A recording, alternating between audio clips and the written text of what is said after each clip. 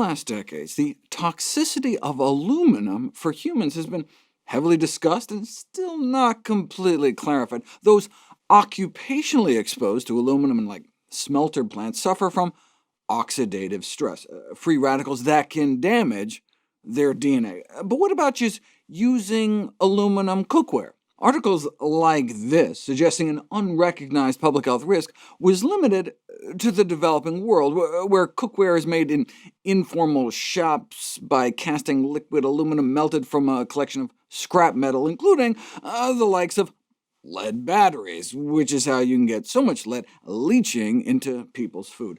But then this study was published, suggesting the aluminum itself may be harmful. Most of our aluminum exposure comes from processed junk that contains aluminum-containing food additives, including those within some processed cheeses, baking powders, cake mixes, frozen dough, and pancake mixes.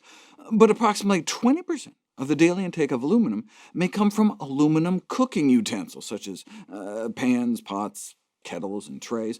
To see if this may be causing a problem, they took blood from consumers that used aluminum cookware versus those that did not, and found that not only were the aluminum users walking around with twice the level of aluminum in their blood, but they had more free radical damage of their body fats and proteins, and the total antioxidant capacity of their bloodstream was compromised. So, no surprise, suffered significantly more DNA damage. And indeed, those with the highest levels of aluminum in their blood tended to suffer significantly more damage to their DNA. No surprise, since aluminum is considered to be a pro-oxidant agent. These folks weren't just casually using aluminum pots, though, but specifically using them daily to cook and store acidic foods like yogurt and tomato sauce, which can leach out more aluminum. But even just a week using camping dishes, which tend to be aluminum since they're so light, if you were incorporating something acidic like marinating a fresh catch in lemon juice, could greatly exceed the tolerable weekly intake guidelines, especially for children. Once in a while is not going to make much of a difference, but this suggests that you may not want to be cooking in aluminum day in and day out. What about aluminum drinking bottles?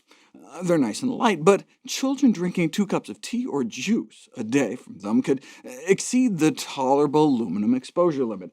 So out of an abundance of caution, safety authorities like the German Federal Institute for Risk Assessment recommend that consumers avoid the use of aluminum pots or dishes for acidic or salted foodstuffs, such as applesauce, rhubarb, tomato puree, or salt herring, to avoid any unnecessary ingestion of aluminum. What about aluminum foil? It's a common culinary practice to wrap food in aluminum foil and bake it. The concern is that this could potentially present a hazardous source of aluminum in the human diet. When put to the test, yes, there was leakage from the foil to the food, but the amount was so small that it would be more of an issue for small children or those suffering from diminished kidney function. What about just wrapping a food in foil to store in the fridge? Only marginal increases in aluminum are seen unless the food is in contact with both the foil and, at the same time, certain other types of metal. For example, stainless steel, which is largely iron, and so that sets up a battery, and so can lead to tremendous food aluminum concentrations. For example, here's the aluminum levels in a ham before and after a day covered in foil. But take that same ham and that same day of foil on top of a steel tray or serving plate, and the aluminum levels in the ham shoots up. And finally, you know how there's sometimes a glossy side of aluminum foil and then kind of a dull side? Which would be worse? Fish fillets were baked and grilled both ways, wrapped in the glossy side versus wrapped in the dull side, and no significant difference was found. In my last video, I expressed concerns about the use of aluminum cookware, so what's the best type of pots and pans to use? Stainless steel is an excellent option. The metal shows in an application where safety and hygiene are considered utmost importance, such as kitchenware. But what about studies showing stainless steel can leach nickel and chromium into foods during cooking? That's what keeps the iron in stainless steel unstained by rust. The leaching is really only when they're brand new. Metal leaching decreases with sequential cooking cycles and stabilizes after the 6th time you cook with it. Under more common day-to-day conditions, the use of stainless steel pots is considered to be safe even for most people who are acutely sensitive to those metals. A little leaching metal can be a good thing in the case of straight iron, like a cast iron skillet, which can have the beneficial effect of helping to improve iron status, helping to potentially reduce the incidence of iron deficiency anemia among reproductive-age women and children. The only caveat is that you don't want to be frying in cast iron. Frying isn't healthy regardless, but at hot temperatures, vegetable oil can react with the iron to create trans fats. What about using non-stick pans? Teflon, also known as polytetrafluoroethylene, is used as an inner coating material in non-stick cookware. Teflon's dark history was the subject of a recent movie called Dark Water, starring Mark Ruffalo and Anne Hathaway. Employees in DuPont's Teflon division started giving birth to deformed babies before DuPont removed all female staff from the unit. Of course, they buried it all, hiding it from regulators and the public. Despite this significant history of industry knowledge about how toxic some of the chemicals used to make Teflon were, they were able to keep it all hidden. But eventually, were forced to settle for over $500 million after one of the chemicals was linked to kidney and testicular cancers, pregnancy-induced hypertension, ulcerative colitis, and high cholesterol. At normal cooking temperatures, Teflon-coated cookware releases various gases and chemicals that present mild to severe toxicity. Here's some of the different gases that are released at different temperatures, and the toxic effects that have been documented. You've heard of canaries in a coal mine? Well, they're more like canaries in a kitchen, as cooking with Teflon cookware is well known to kill pet birds in the house. Or Teflon-coated heat lamp bulbs wiping out half a chicken flock. Apart from the gases released during heating the cooking pans, the coating itself starts damaging after a certain period. It's normally advised to use slow heating when cooking in Teflon-coated pans, but you can imagine how consumers might ignore that. And some of the Teflon can start chipping off if you're not careful and make its way into the food, though the effects of ingestion are unknown.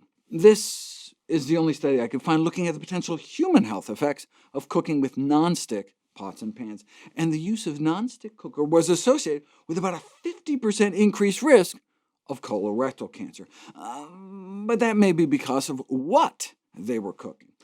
Non-stick cookware is used in hazardous high-heat cooking methods like broiling, frying, grilling, or barbecuing, mainly for meat, poultry, or fish, in which carcinogenic heterocyclic amines are formed from the animal protein. And then the animal fat can produce another class of carcinogens called polycyclic aromatic hydrocarbons, though it's possible it was the Teflon itself which contains suspected carcinogens like that C8 compound from the movie, also known as PFAO, perfluorooctanoic acid. Due to toxicity concerns, this chemical has been replaced with other chemicals, such as Gen X, but these new alternatives are also suspected to have similar toxicity. But we've already so contaminated the earth with it that we now can get it pre-packaged in food before it's even cooked, particularly in fish, dairy products, and meat, which is now the main source of human exposure to these toxic pollutants. Of those, seafood is the worst.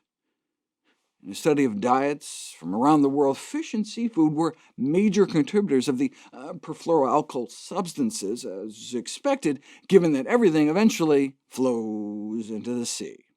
Though the aquatic food chain is the primary transfer mechanism for these toxins into the human diet, food stored or prepared in grease-proof packaging materials like microwave popcorn may also be a source. And in 2019, Oral-B Glide dental floss was tested. 6 out of 18 dental floss products they tested showed evidence of Teflon-type compounds. Here's the list. So did those who use those kinds of floss end up with higher levels in their bloodstream? Yes, apparently so. Higher levels of perfluorohexane sulfonic acid were found in Oral-B Glide flossers. There's lots of environmental exposures in the modern world we can't avoid, but we shouldn't be making things worse by adding it to consumer products. But hey, at least it gives us some power to lower our personal exposure to these harmful chemicals. Melamine is used to make a variety of hard plastic cups, plates, bowls, and utensils because they're dishwasher safe, inexpensive, and durable. If that word sounds familiar, it may be because melamine is also illegally added to protein products to game the system to make it appear that pet food has more protein than it does, for example. By 2007, more than 1,000 potentially contaminated pet food products were recalled after it was found to be contaminant in the wheat gluten used in those products, but not before it caused disease and death in pets throughout North America. It's presumed that the melamine was intentionally added by suppliers in China to falsely elevate the measured protein content and hence the monetary value of these products, and the pet food scandal was just the writing on the wall. The next year, melamine was discovered to cause an outbreak of kidney stones and kidney failure, affecting hundreds of thousands of infants and young children throughout China, when melamine was used to falsify the protein content of infant formula and powdered milk. In the US, you can find it in food packaging and sneaking its way into animal feed, but those using melamine dishware can be exposed directly, migrating straight into the food upon exposure to heat. So yeah, cooking spoons and dishes made out of melamine are not suited for microwaves and cooking, according to food safety authorities. OK, but what if you never cook with it, fry with it, or microwave it? What if you just use it to eat out of? A crossover study of noodle soup consumption in melamine bowls versus the same soup eaten out of ceramic bowls, and then just measuring the amount of melamine flowing through their bodies, and they found that melamine tableware may release large amounts of melamine when used to serve high-temperature foods, and not even hot foods. Melamine migration can be detectable from melamine tableware even at low temperatures, like just warm water. Why do we care? Because the level of melamine you're exposed to is significantly associated with kidney function deterioration in patients with early-stage chronic kidney disease, in which even relatively low melamine levels may cause a rapid decline in kidney function. So I would suggest glass, ceramic, porcelain, or stainless steel tableware instead. What about polyamide utensils? All sorts of different plastic materials are used in kitchen utensils. Polyamide is typically used for spatulas or ladles due to their high heat and oil resistance. However, components of this plastic can migrate from the utensils into the food and consequently be ingested by consumers. Out of 33 utensils tested, nearly 1 in 3 exceeded the upper safety limit. The German Federal Institute for Risk Assessment recommends that consumers keep contact with food as brief as possible when using these polyamide kitchen gadgets, especially above the temperature at which hot tea or coffee might be served at. A different survey of black plastic kitchen utensils found that, again, about a third contaminated with flame-retardant chemicals. Why? Because it may be made from plastic recycled from electronic equipment that was impregnated with the stuff. And then should you dip it in oil, the chemicals can trickle out, suggesting using such utensils for frying could lead to considerable dietary exposure. And the black dye itself and some black polyamide utensils can leach out as well. Eventually, with enough use, the levels drop, but it may take the equivalent of boiling the utensils for about 100 hours before the dye leaking would approach safety levels. Probably just easier to use utensils that are wooden or stainless steel. Why are vegetarian diets so effective in preventing and treating diabetes? Maybe it's because of the weight loss. Those eating more plant-based tend to be significantly slimmer, and not just based on looking at a cross-section of the population, but you can do interventional trials and put it to the test. a randomized, controlled, community-based trial of a whole food, plant-based diet. The key difference between plant-based nutrition and other approaches to weight loss is that participants were formed to eat the whole food, plant-based diet ad libitum, meaning eat as much as you want. No calorie counting, no portion control, just eat. It's about improving the quality of food rather than restricting the quantity of food. And then, in this study, they had people just focus on diet rather than increasing exercise, just because they wanted to isolate out the effects of eating healthier. So, what happened? No restrictions on portions. Eat all the healthy foods you want. Here's where they started out. On average, obese at nearly 210 pounds. The average height was about 5'5". 3 months in, they were down about 18 pounds. 6 months in, more like 26 pounds down. But you know how these weight loss trials go. I mean, this wasn't an institutional study where they locked people up and fed them. No meals were provided. They just informed people about the benefits of plant-based eating and encouraged them to do it in their own lives, their own families, in their own homes and communities. And so, typically what you see in these so-called free living studies is that, weight loss at 6 months, but then by a year the weight creeps back, or even worse. But in this study, they're able to maintain that weight loss all year. And of course, their cholesterol got better too, but their claim to fame is that they achieve greater weight loss at 6 and 12 months than any other trial that does not limit calorie intake or mandate regular exercise. That's worth repeating. A whole food plant-based diet achieved the greatest weight loss ever recorded at 6 and 12 months compared to any other such intervention published in the medical literature.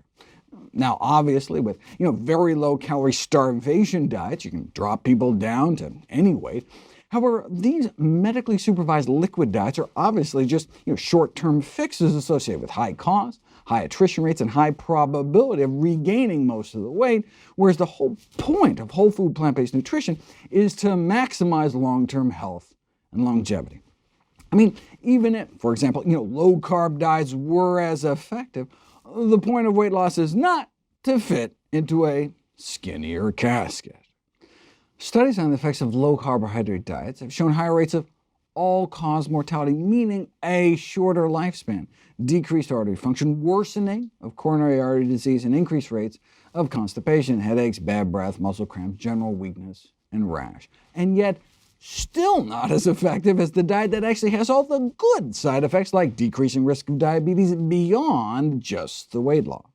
Yes, the lower risk of type 2 diabetes among vegetarians may be explained in part by improved weight status. However, the lower risk also may be explained by higher amounts of ingested dietary fiber and plant protein, the absence of meat and egg-derived protein and heme iron, and a lower intake of saturated fat.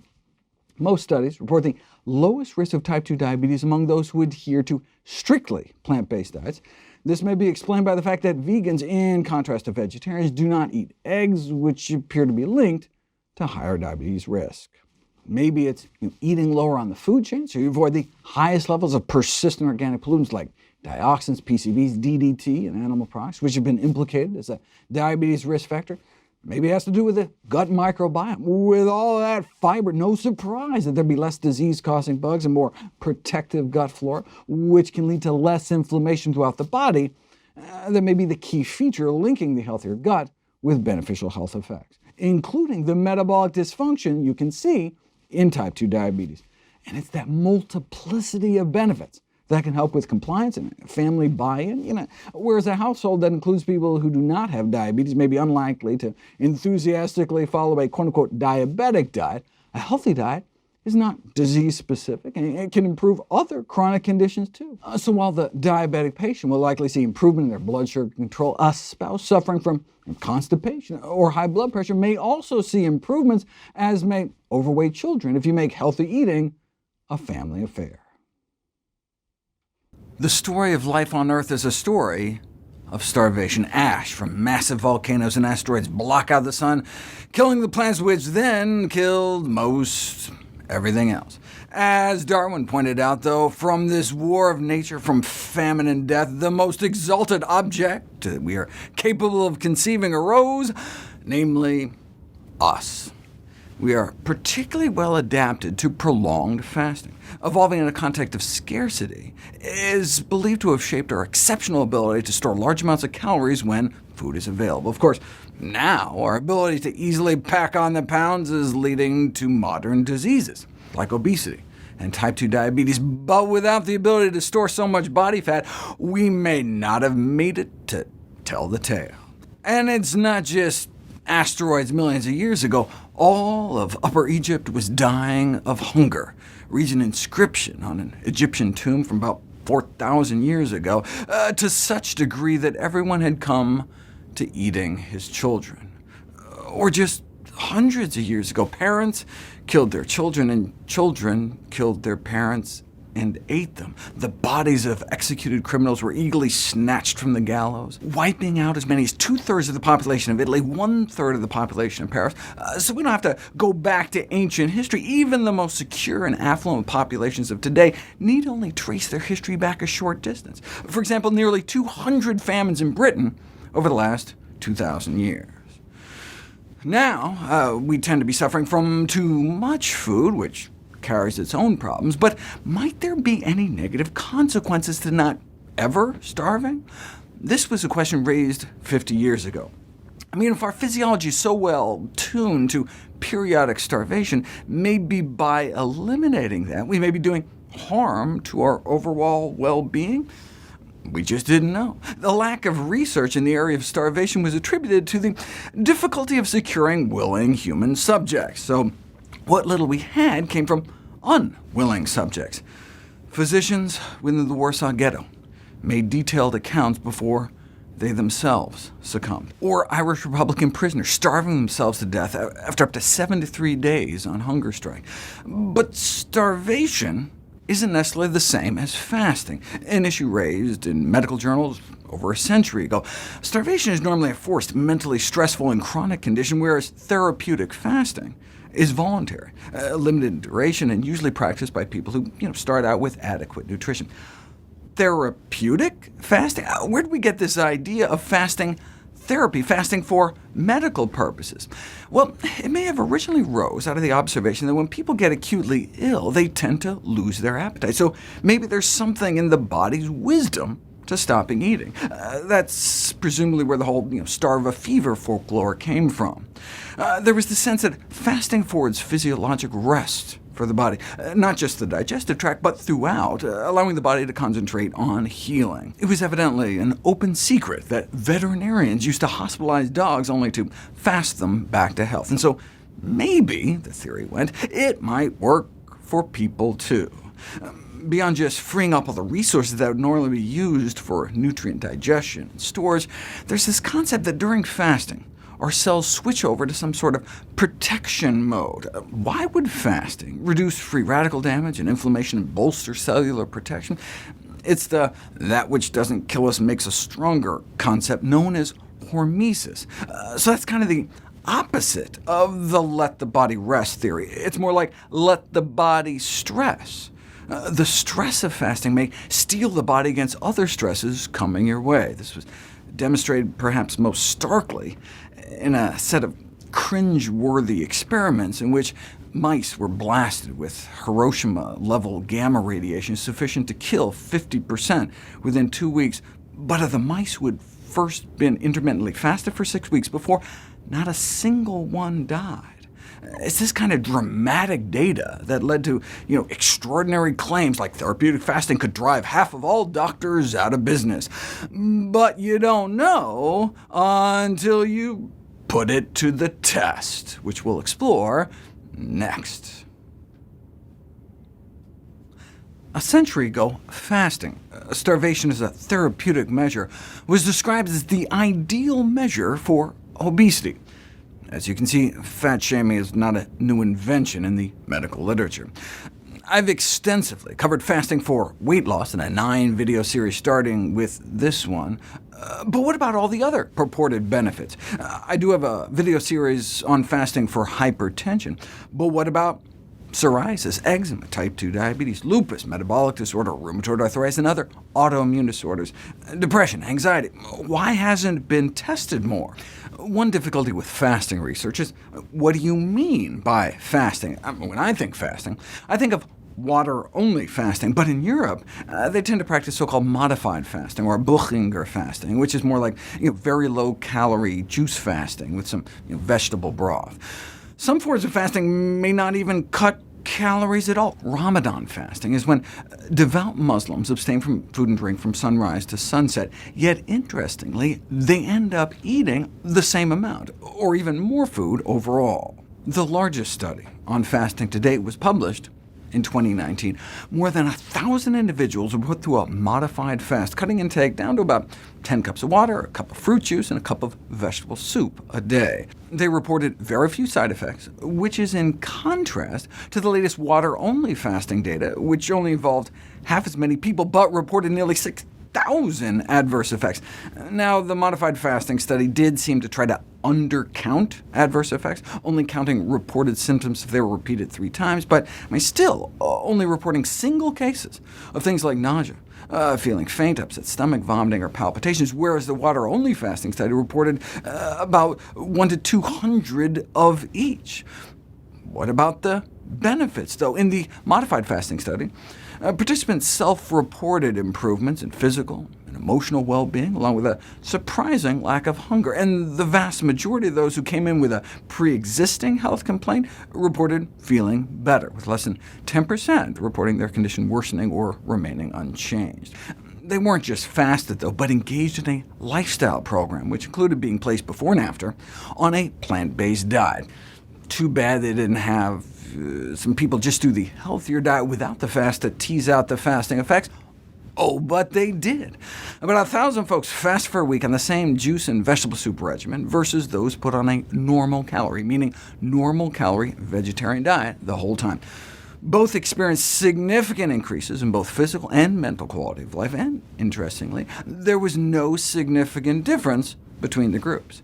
In terms of their major health complaints, rheumatoid arthritis, chronic pain syndromes like osteoarthritis, fibromyalgia, and back pain, inflammatory and irritable bowel disease, chronic pulmonary diseases, migraine, and chronic tension headaches, the fasting group appeared to have an edge, but both groups did good, with about 80% reporting improvements in their condition, with only about 4% feeling worse.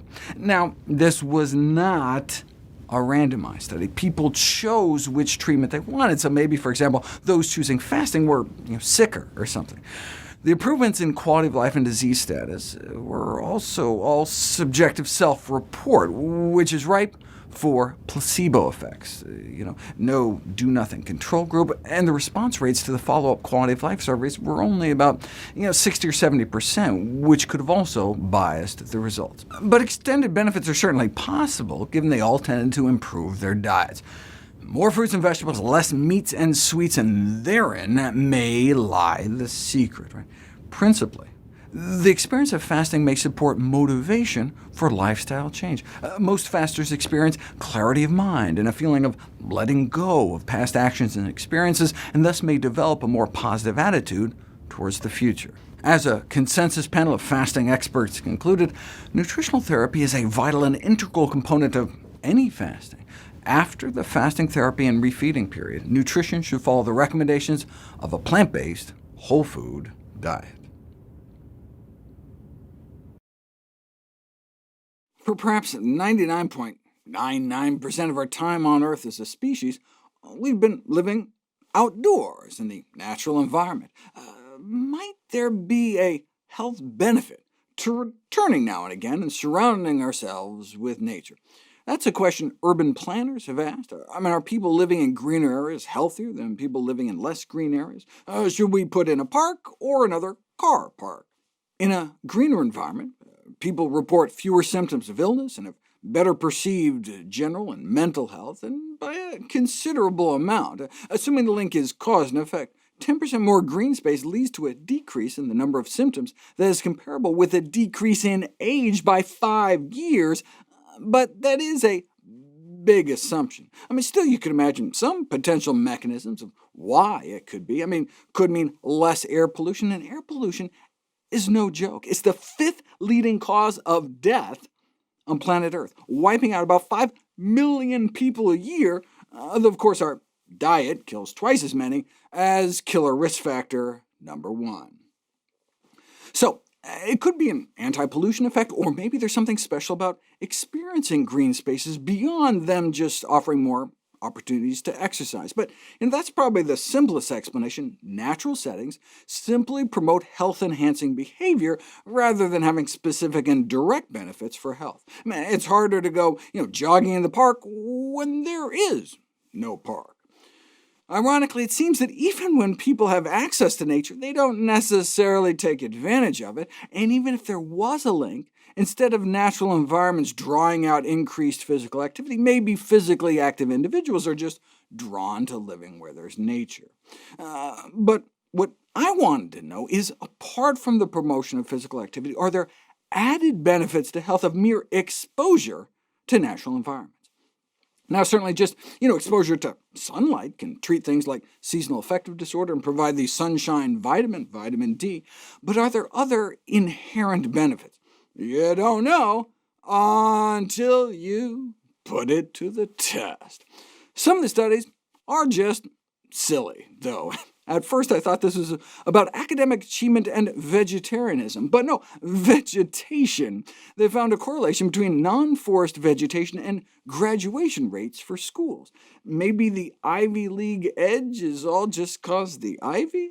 Okay, but this study starts to make things more interesting. The view through a window may influence recovery from surgery. At this suburban hospital, some patient rooms looked out at trees and others just to a brick wall, and the surgical patients assigned to rooms with windows looking out on a natural scene had shorter postoperative hospital stays and took fewer potent painkillers than similar patients in similar rooms, but with windows facing a brick wall. You can't chalk that up to a vitamin D effect.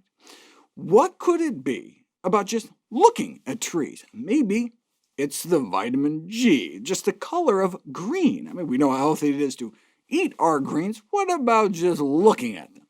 Researchers have people exercise while watching a video, simulating going through a natural color green setting, the same video in black and white, or everything flipped to red, and no differences were noted, with the exception of the red just making people feel angry. The most interesting suggested mechanism I ran across was fractals. You know how the branches of a tree kind of have the same shape of a tree themselves? Fractal patterns are found throughout nature, where you can see a cascade of self-similar patterns over a range of magnifications, and hook people up to an EEG, and for some reason our brain apparently seems to like them. Regardless of the mechanism, if you compile together all the controlled studies and using nature as a health promotion intervention, you tend to see mostly psychological benefits, whereas the findings related to physical outcomes were less consistent. The most common type of study outcome was self-reported measures of different emotions, like what makes you feel better, staring at a kiwi fruit orchard or staring at a building. Awkwardly described, thanks presumably to the language barrier, as a comparison of synthetic versus organic stimulation. Natural settings may make people more attentive, less sad. When it comes to some objective measures like blood pressure, no significant effect. So, you ask people who exercise outdoors, and they say they feel great, suggesting that green exercise activities have the capacity to increase mood, focus, and energy, and within just 5 minutes of being out there in the woods. Yet these studies tended not to be randomized trials. They just asked people who already sought out nature what they thought about nature, and so no wonder they like it, otherwise they wouldn't be out there. But hey, nature-based interventions are low-cost, often free, in fact, and non-invasive, unless you count the mosquitoes. So if you want a natural high, I say go for it, whatever makes you happy. Though evidently not all green exercisers like trees, golfers just viewed them as obstacles. These are the journals I try to stay on top of every month, but now I have a new one to add to the list. The International Journal of Disease Reversal and Prevention, a new peer-reviewed medical journal created to document the science of nutrition and lifestyle to prevent, suspend, and reverse disease, with an editor-in-chief no less prestigious than Dr. Kim Williams, chief of cardiology at Rush, and past president of the American College of Cardiology. I was honored to join their editorial advisory board, along with so many of my heroes, and the best part is it's free. Go to ijdrp.org and put in your email to subscribe for free, and you'll be alerted when new issues are out, which you can download in full for free in PDF form. Instead of preventing chronic lifestyle diseases, we doctors just tend to manage them. Instead of curing, we just mitigate. Why? Because of finance, culture, habit, tradition. Many of us envision a world where trillions of dollars are not wasted on unnecessary medical care. For this reason comes the International Journal of Disease Reversal and Prevention. After all, without data, you're just another person with an opinion. Just to give you a taste, how about pitting plants against one of the most inflammatory diseases out there, lupus, an autoimmune disease in which your body can start attacking your own DNA. Kidney inflammation is a common consequence, and even with our armamentarium of immunosuppressant drugs and steroids, lupus-induced kidney inflammation can lead to end-stage renal disease, meaning dialysis, and death. Unless perhaps you pack your diet with some of the most anti-inflammatory foods out there, and your kidney function improves so much you no longer need dialysis or a kidney transplant. Another similar case is also presented with a resolution in symptoms and normal kidney function, unless he deviated from the diet.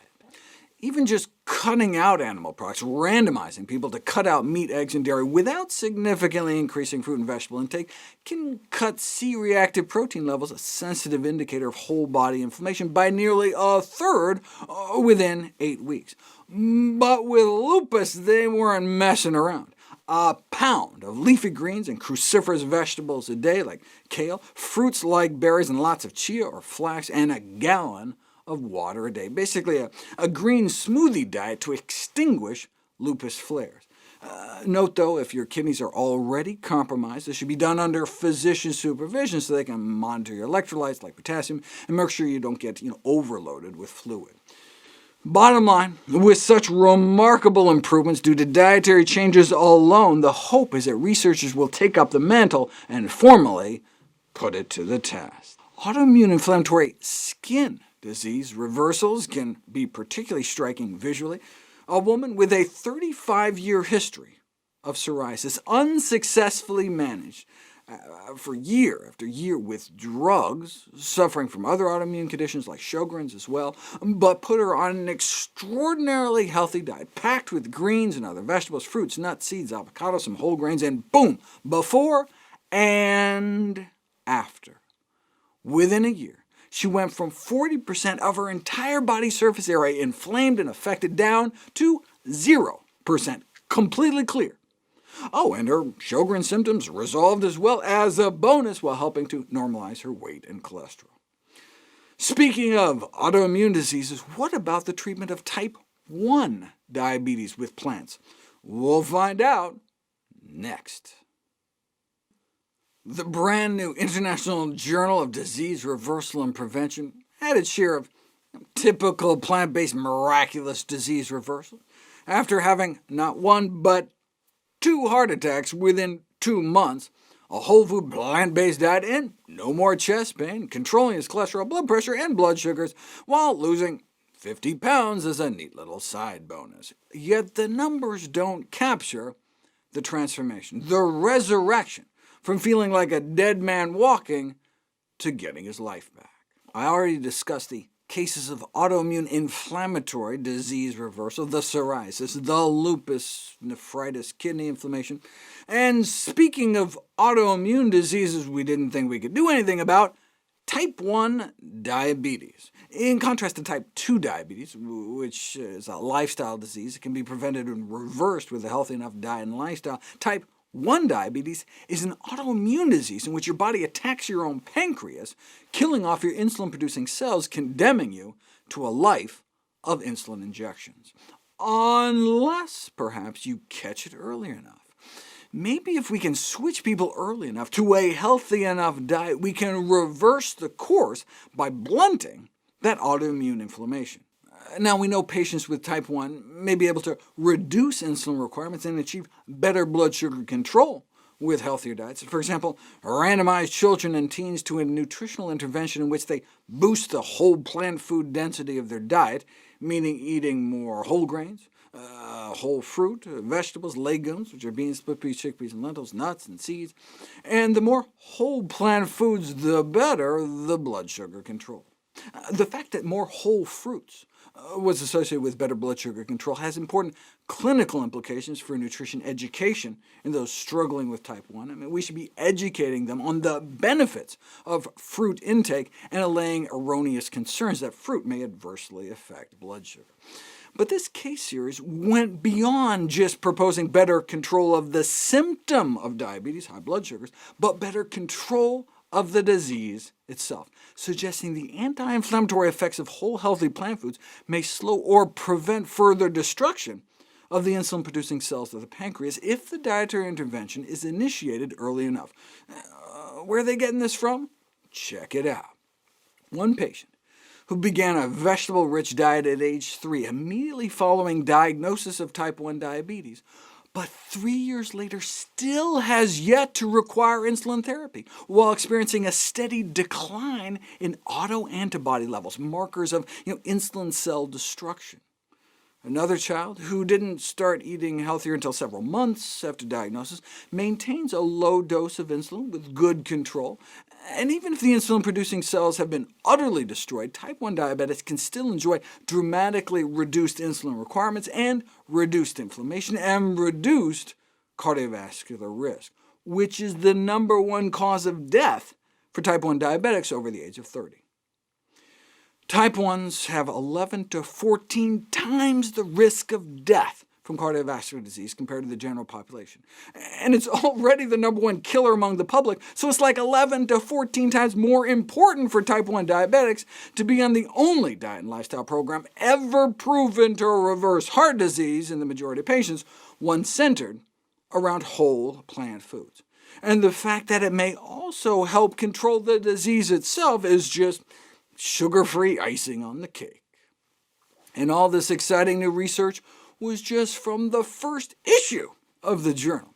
As a bonus, there's a companion publication called the Disease Reversal and Prevention Digest, a companion publication to the International Journal of Disease Reversal and Prevention for the lay public, with the belief I wholeheartedly share that everyone has a right to understand the science that could impact their health. And so, you can go behind the scenes and hear directly from the author of the Lupus series, with bonus interviews from luminaries like Dean Ornish, practical tips from dietitians on making the transition towards a healthier diet complete with recipes.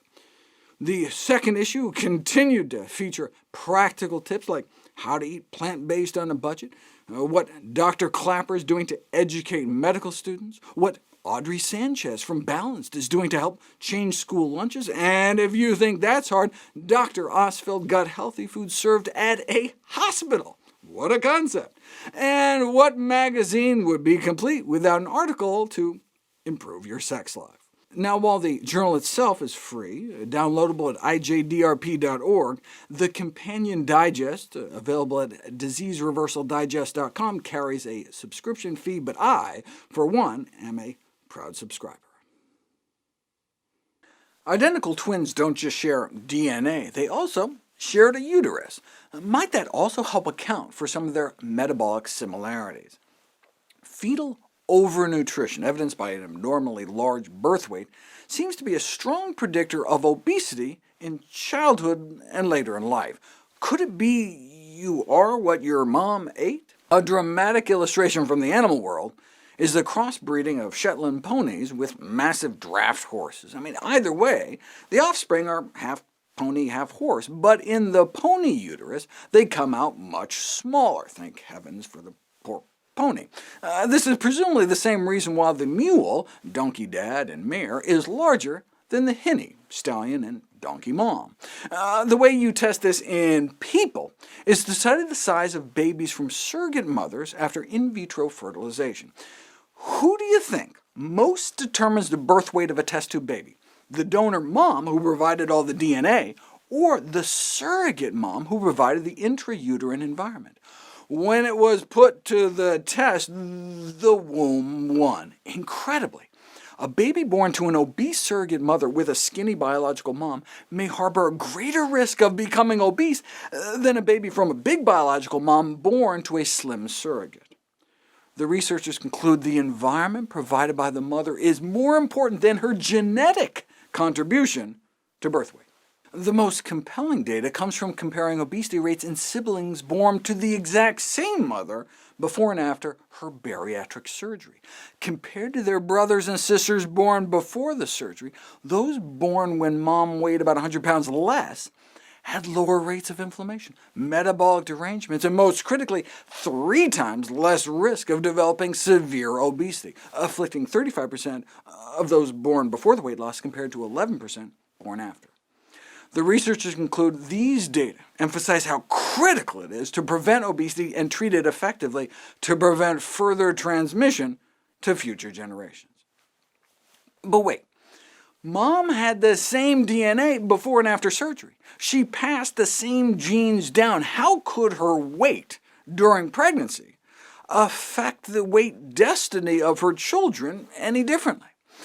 Darwin himself admitted that the greatest error he committed had been not allowing sufficient weight to the direct action of the environment, like food, independently of natural selection. We finally figured out the mechanism by which this can happen: epigenetics.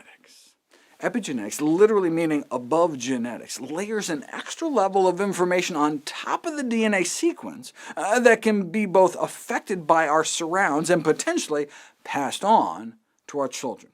And this is thought to explain the developmental programming that can occur in the womb depending on the weight of the mother, or even your grandmother, since all the eggs in your infant daughter's ovaries are already pre-formed before birth. A mother's weight status during pregnancy could potentially affect the obesity risk of her grandchildren, too.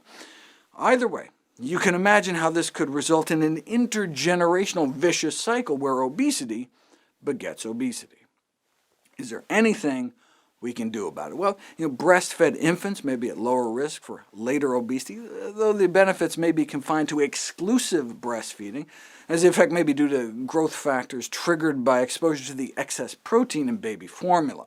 The breastfeeding data is controversial, though, with charges leveled of a white hat bias. That's the concern that public health researchers might disproportionately shelve research results that doesn't fit into some goal for the greater good, in this case preferably publishing breastfeeding studies showing more positive results. But of course that's coming from someone who works for an infant formula company. Breast is best regardless. Its role in the childhood obesity epidemic just remains arguably uncertain. Prevention may be the key. Given the epigenetic influence of maternal weight during pregnancy, a symposium of experts on pediatric nutrition concluded that planning of pregnancy, including prior optimization of maternal weight and metabolic condition, offers a safe means to initiate the prevention rather than treatment of pediatric obesity.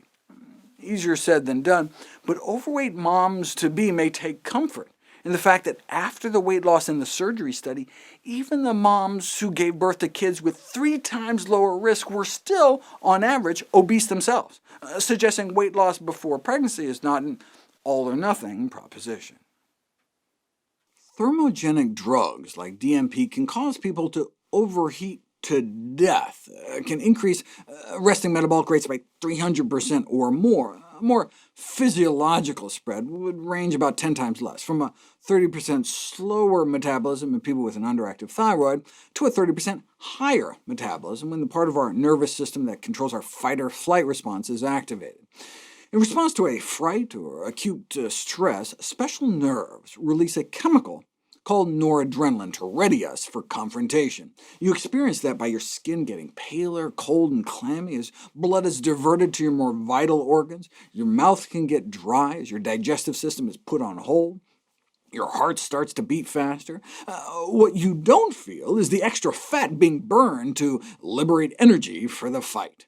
That's why people started taking ephedra for weight loss. Ephedra is a evergreen shrub used for thousands of years in China to treat asthma, because it causes the same release of noradrenaline that offers relief to asthmatics by dilating their airways.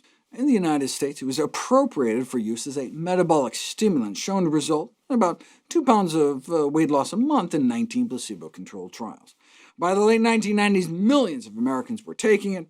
The problem is that it had all the other noradrenaline effects, like increasing heart rate and blood pressure, and so chronic use resulted in strokes, heart arrhythmias, and death.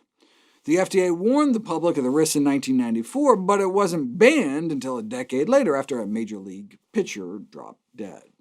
In the current wild west of dietary supplement recommendation, a supplement can be marketed without any safety data at all, and the manufacturer is under no obligation to disclose adverse effects that may arise. No surprise, then, that online vendors assured absolute safety, no negative side effects, 100% safe for long-term use. The president of Metabolife International, leading seller of ephedra, assured the FDA that the company had never received a single notice from a consumer that any serious adverse health event had occurred. In reality, they received 13,000 health complaints, including reports of serious injuries, hospitalizations, and deaths. If only there was a way to get the benefits of ephedra without the risks. There is, but to understand it, you first have to grasp a remarkable biological phenomenon known as the diving reflex. Imagine yourself walking across a frozen lake and suddenly falling through the ice, plunging into the icy depths. It's hard to think of a greater instant fight-or-flight shock than that. Indeed, noradrenaline would be released, causing the blood vessels in your arms and legs to constrict, to bring blood back to your core. You can imagine how fast your heart might start racing, but that would actually be counterproductive, right? Because you'd use up your oxygen faster. Remarkably, what happens instead is your heart rate actually slows down. That's the diving reflex, first described in the 1700s. Air-breathing animals are born with this automatic safety feature to help keep us from drowning. In medicine, we can exploit this physiological quirk with what's called a cold face test. To see if a comatose patient has intact neural pathways, you can apply cold compresses to their face to see if their heart immediately starts slowing down. Or, more dramatically, it can be used to treat people who flip into an abnormally rapid heart rate. Remember that episode of ER where Carter dunks the guy's face into a tray of ice water? It was on TV when I was in medical school, and a group of us would gather around and count how many times they violated universal precautions. OK, but what does this have to do with weight loss? The problem with noradrenaline-releasing drugs like ephedra is the accompanying rise in heart rate and blood pressure. But what the diving reflex shows is that it's possible to experience selective noradrenaline effects, raising the possibility that there may be a way to get the metabolic boost without risking stroking out. Unbelievably, this intricate physiological feat may be accomplished by the most simplest of acts. Instead of drowning in water, simply drinking it. Wait, what?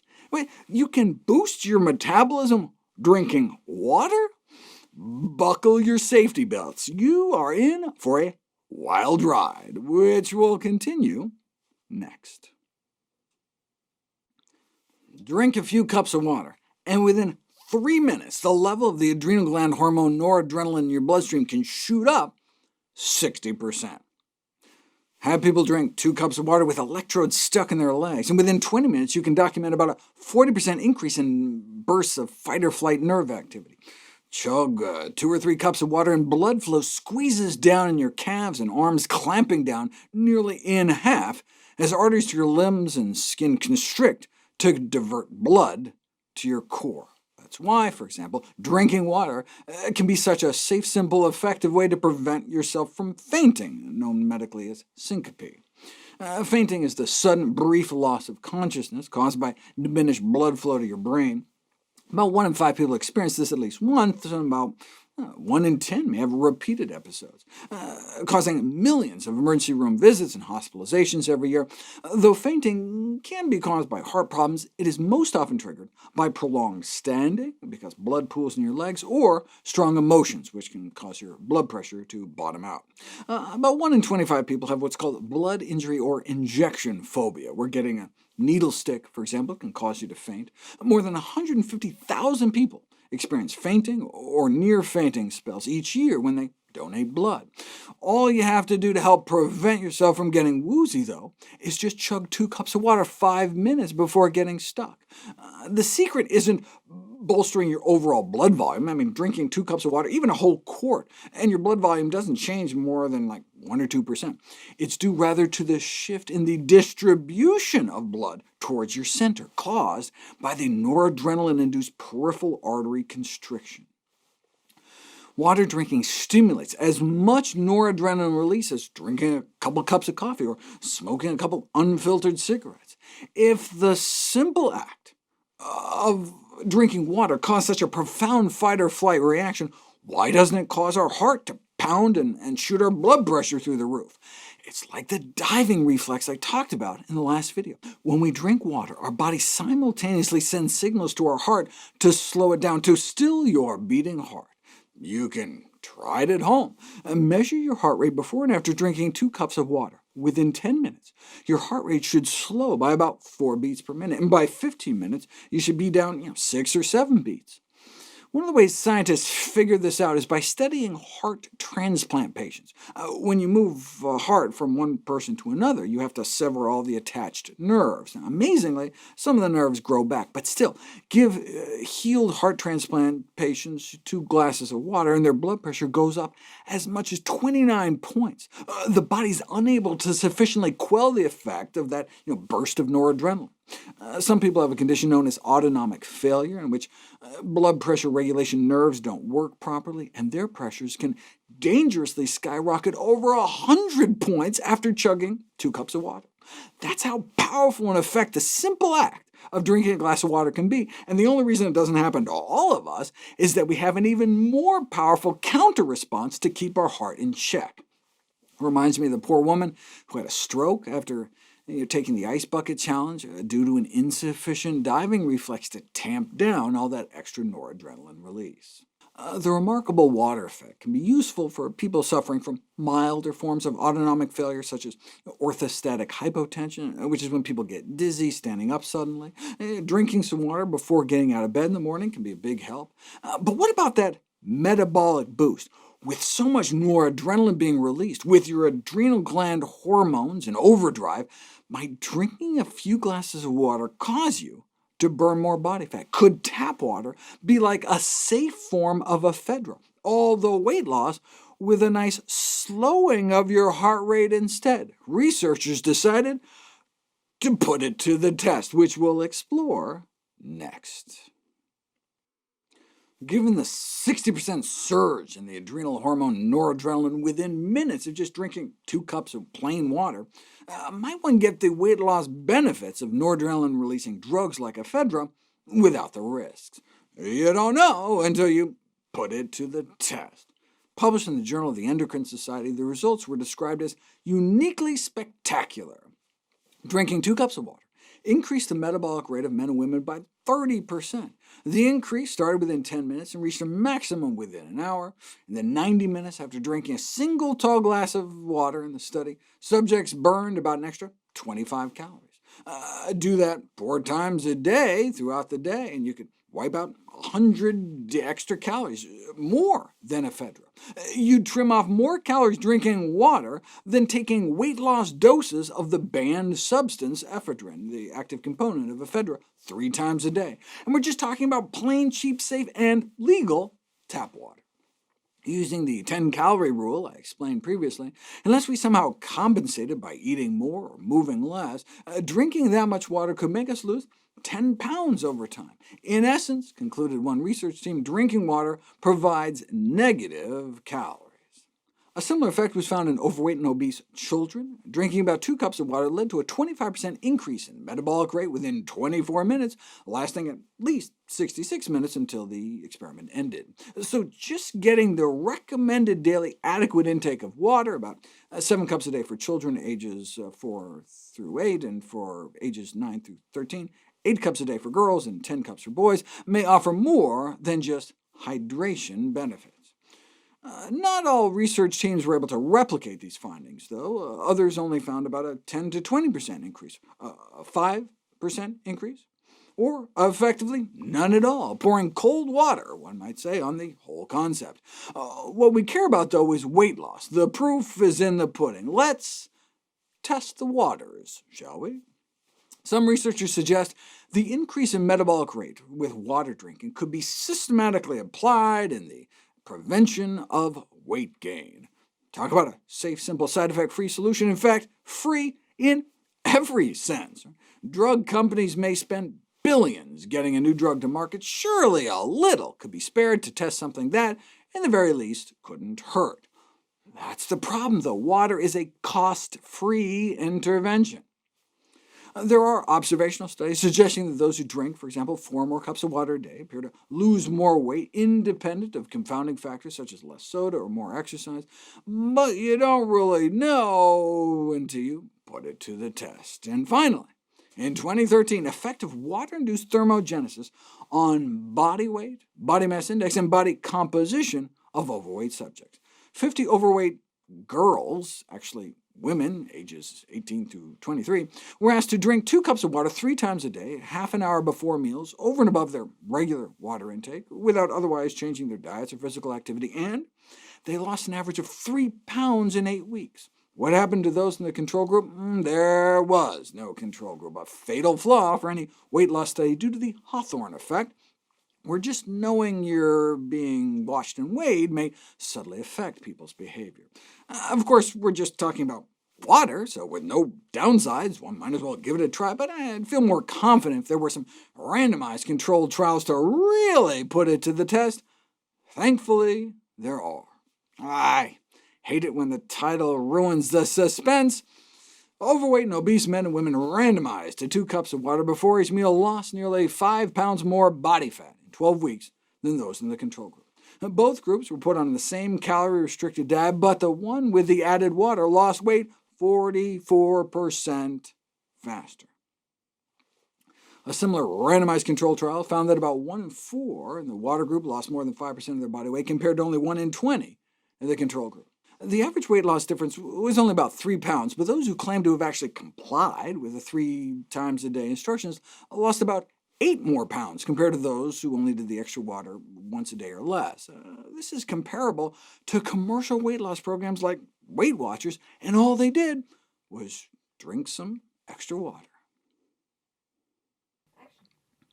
Drink 2 cups of water and you get a surge of the adrenal hormone noradrenaline in your bloodstream, as if you just smoked a few cigarettes or downed a few cups of coffee, which boosts your metabolic rate up to 30% within an hour, which, when put to the test, in randomized controlled trials appeared to accelerate weight loss by 44%, certainly making it the safest, simplest, and cheapest way to boost your metabolism.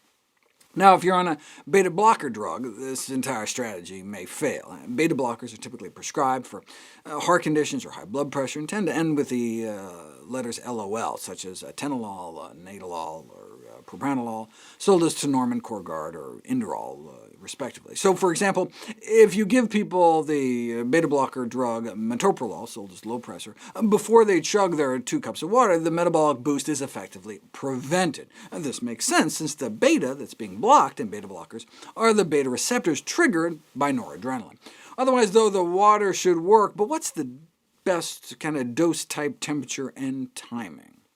Just a single cup may be sufficient to rev up the noradrenaline nerves, but additional benefit is seen at 2 or more cups. Caution, one should never drink more than 3 cups in an hour, though, since that starts to exceed the amount of fluid your kidneys can handle.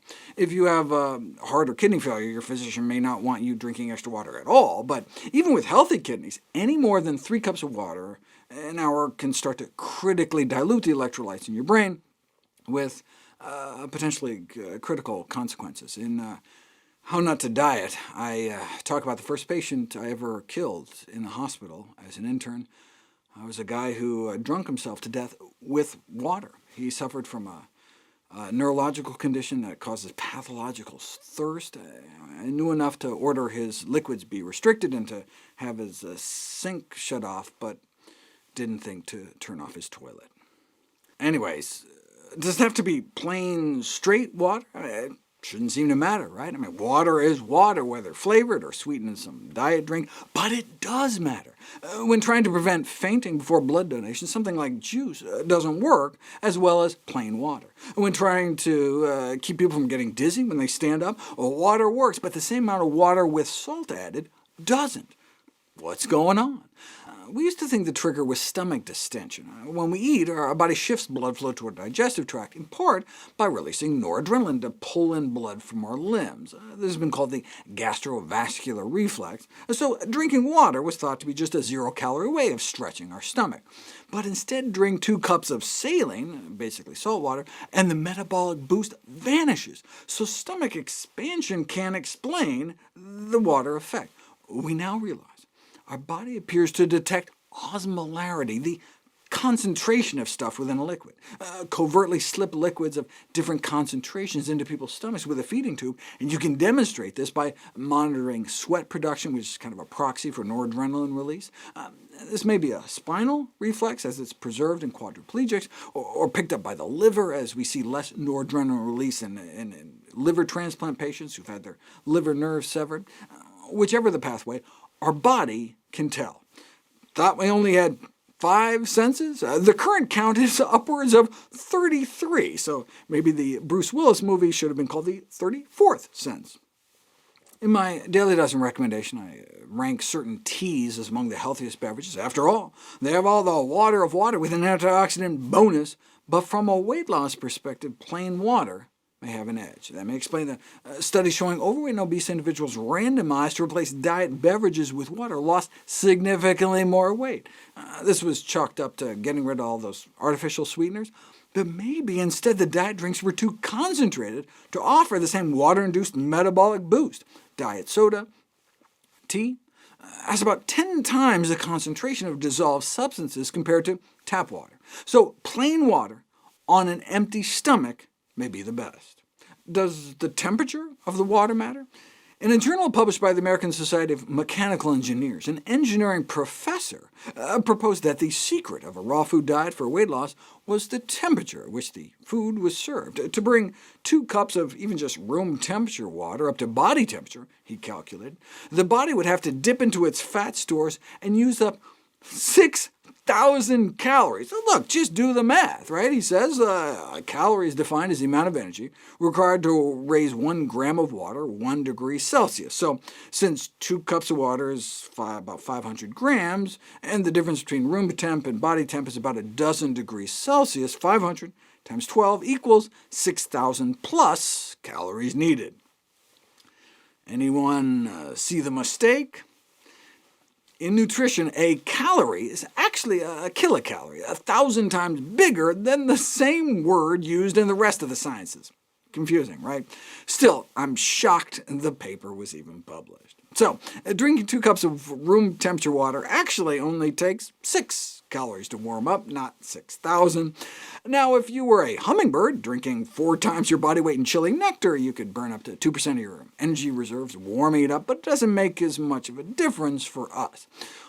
What about really cold water, though? A letter called The Ice Diet was published in the Annals of Internal Medicine, estimated that eating about a quart of ice, like a really, really big snow cone with no syrup, could rob our body of more than 150 calories, the same amount of energy as the calorie expenditure in running 1 mile. It's not like you directly burn fat to warm up the water, though. I mean, what your body does is just corrals more of the waste heat you normally give off by constricting blood flow to your skin. How does it do that? Noradrenaline. If you compare drinking body temperature water to room temperature water to cold water, there's only a significant constriction in blood flow to the skin after the room temp and cold water, and neither the warm or tepid water could boost metabolic rate as much as cold fridge temperature water. So your body does, after all, end up at least indirectly burning off more calories when you drink your water cold.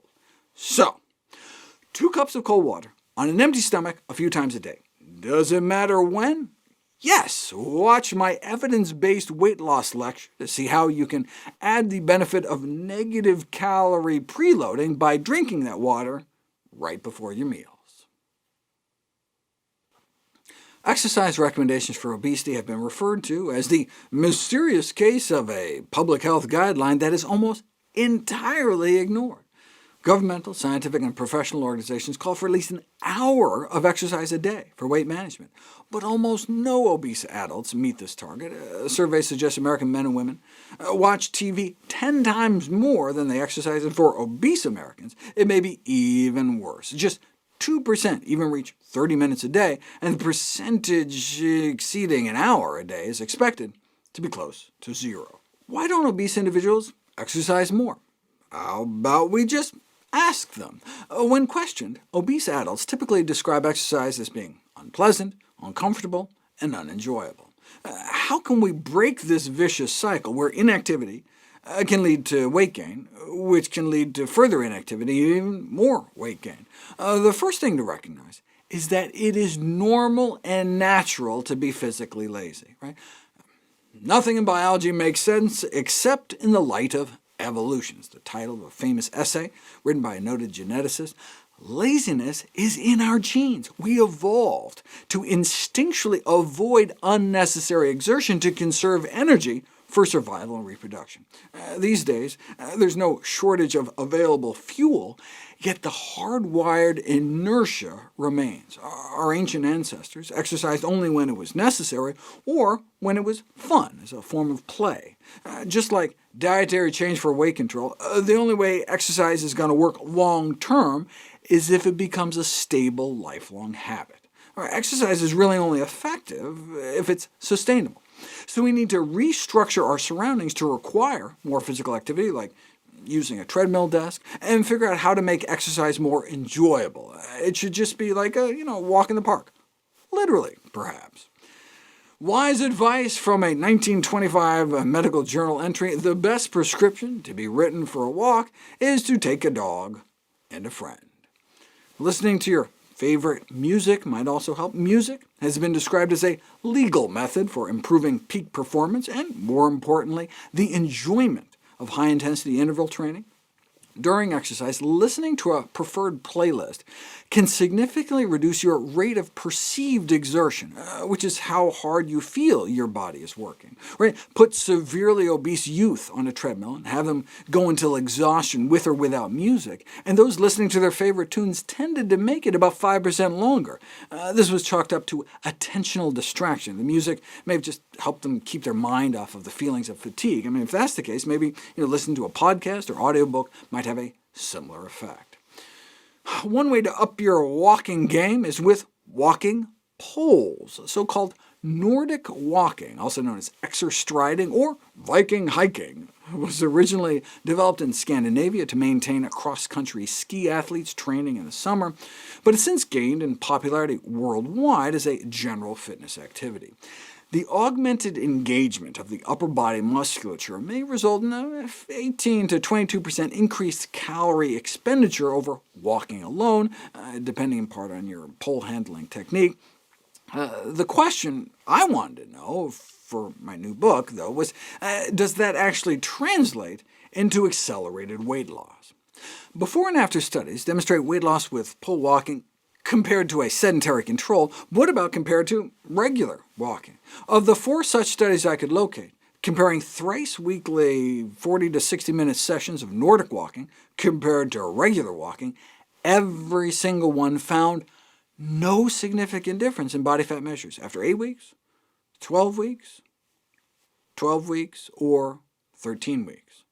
There are certainly other benefits over regular walking, such as increased upper body muscle bulk, muscular endurance, and strength, right? Though not as much as resistance band training. But to date, there's no evidence for a weight loss enhancing effect, which is why Nordic walking didn't make the cut for my new book. But just as we were going to press, this study was published, the first ever, to combine Nordic walking with diet, compared to the same dietary program with regular walking, and once again, no significant difference in body weight, or anything else. Now, there was a hint that those in the poll group enjoyed it more, and in the end, exercise only works if you do it. And there may be other benefits. Nordic walking beat out regular walking in terms of reducing symptoms of depression and improving sleep quality. Perhaps this should not be surprising, given the greater exercise intensity of Nordic walking, even approaching that of jogging at higher speeds. And that's where I see the role of walking polls, to fill the kind of intensity gap between people who are ready to graduate from walking but not yet ready for more rigorous activities such as running. The only potential downsides are the added expense and, reminded of Monty Python's Ministry of Silly Walks sketch, the indignity of looking a bit ridiculous. In 1853, a bedridden vegetarian was reported to experience a remarkable recovery upon eating meat. Probably didn't help he was an opium addict, but he had been doing that for a decade. It was only after 5 years as a vegetarian did he end up bedridden, covered in bed sores. But a little beef and mutton, he was eventually up and about. Can't blame the poor guy, as this was nearly a century before the discovery and identification of vitamin B12, resulting in just one of 6 separate Nobel Prizes awarded for teasing out its structure and function. One of the most dramatic events in the history of medicine was the curing of pernicious anemia, a B12 deficiency disease, an otherwise fatal disorder, with a special diet centered around calf and beef liver. Vitamin B12 levels start to drop within months of cutting out meat. Yes, there are all sorts of benefits of adopting a more plant-based diet, but underestimating the risk of developing a B12 deficiency nullify the health benefits of a vegetarian diet, or even a diet centered around plant foods but contains meat only a few times a week. Even moderate amounts of animal products may not be sufficient to restore and maintain adequate vitamin B12 function.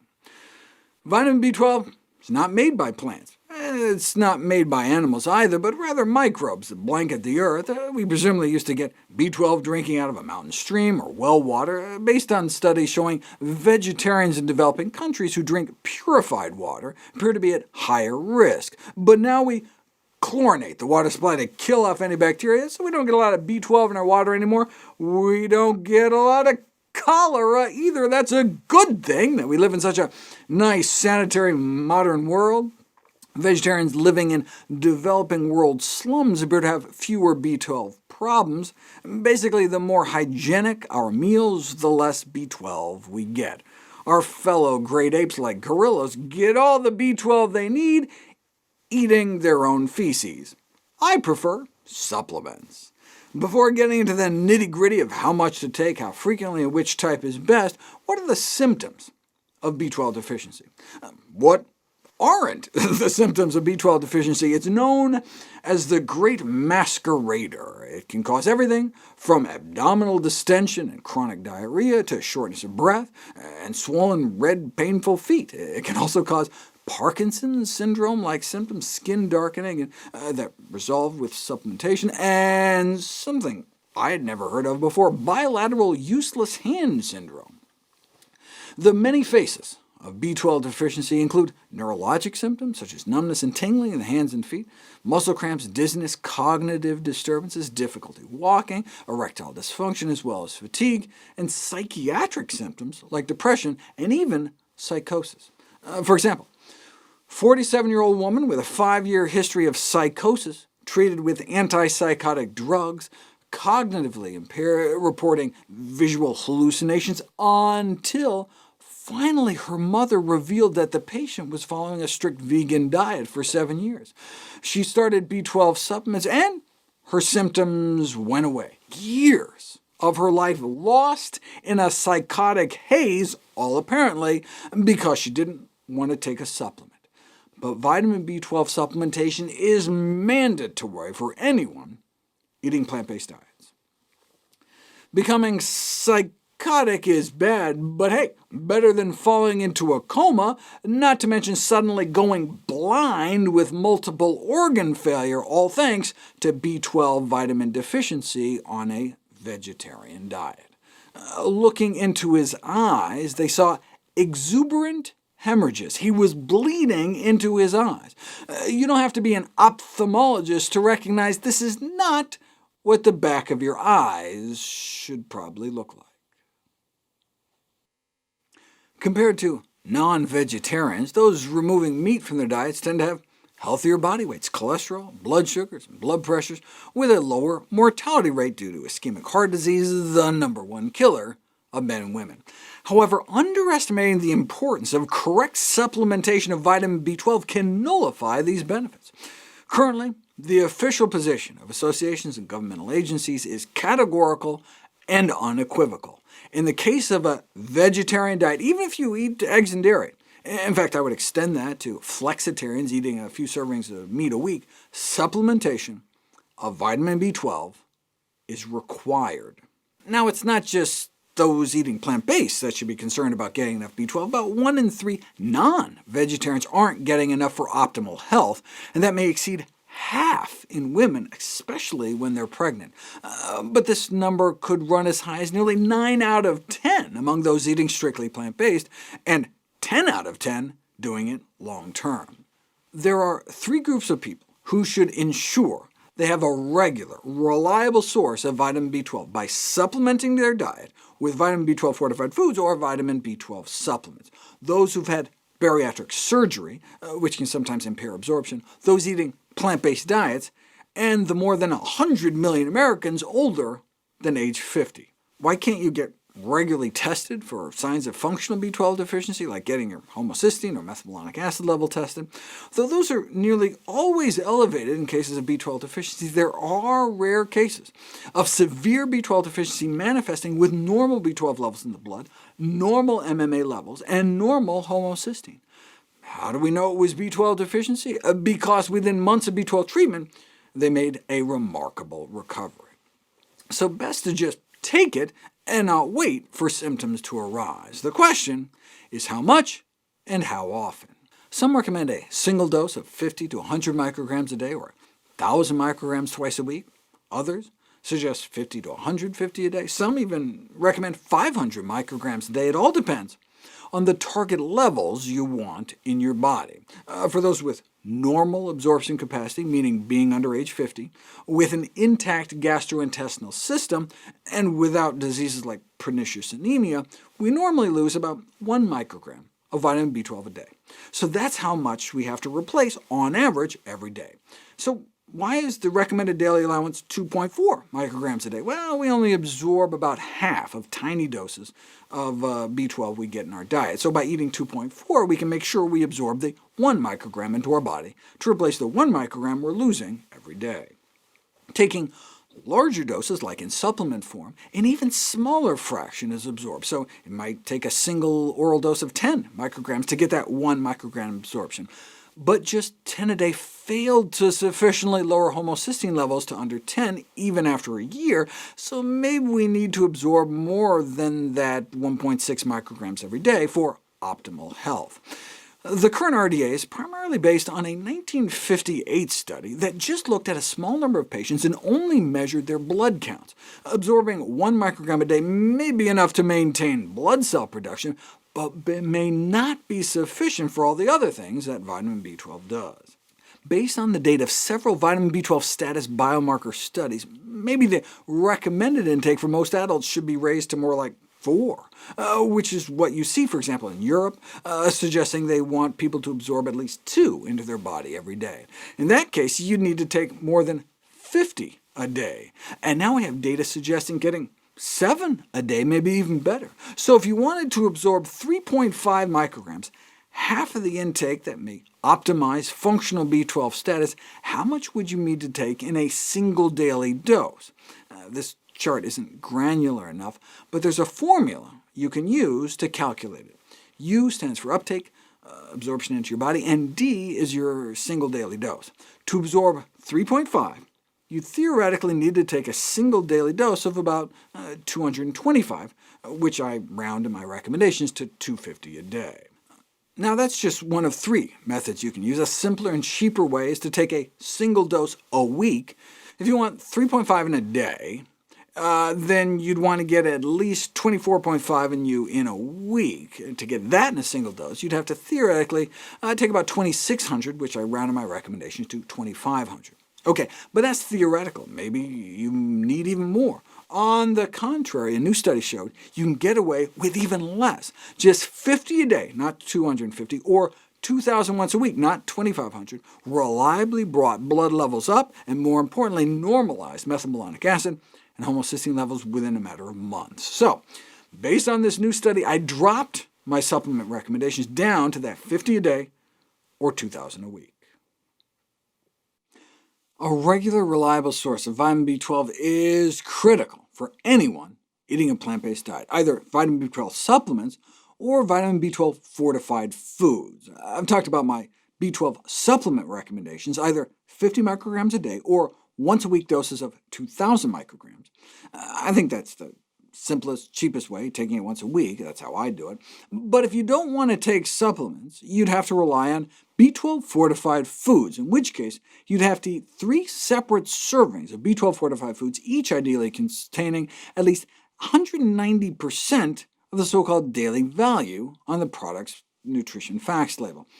How does that make any sense? Well, and what's the term daily value even mean? The term daily value is used to designate both the DRV daily reference values and the RDI reference daily intakes that are based on the recommended daily allowances, all to limit consumer confusion. See, aren't you less confused now?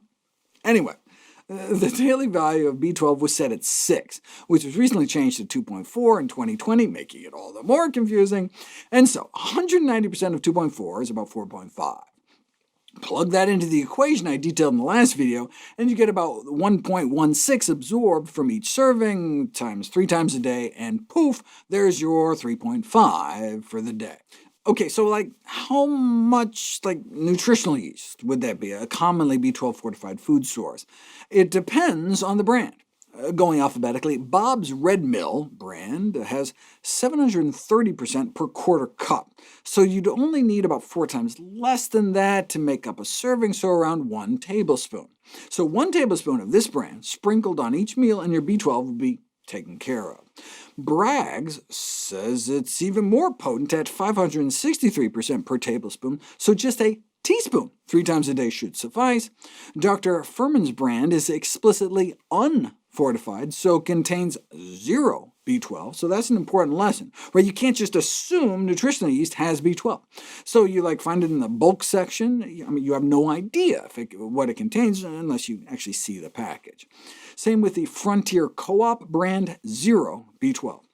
Cal brand has 500% of the daily value of B12 per 3 rounded tablespoons, so 1 rounded tablespoon should suffice as one of the servings. Now brand has more, with 2 teaspoons sufficing. Red Star has 333% per 1.5 heaping tablespoons, so a serving would be 1 tablespoon.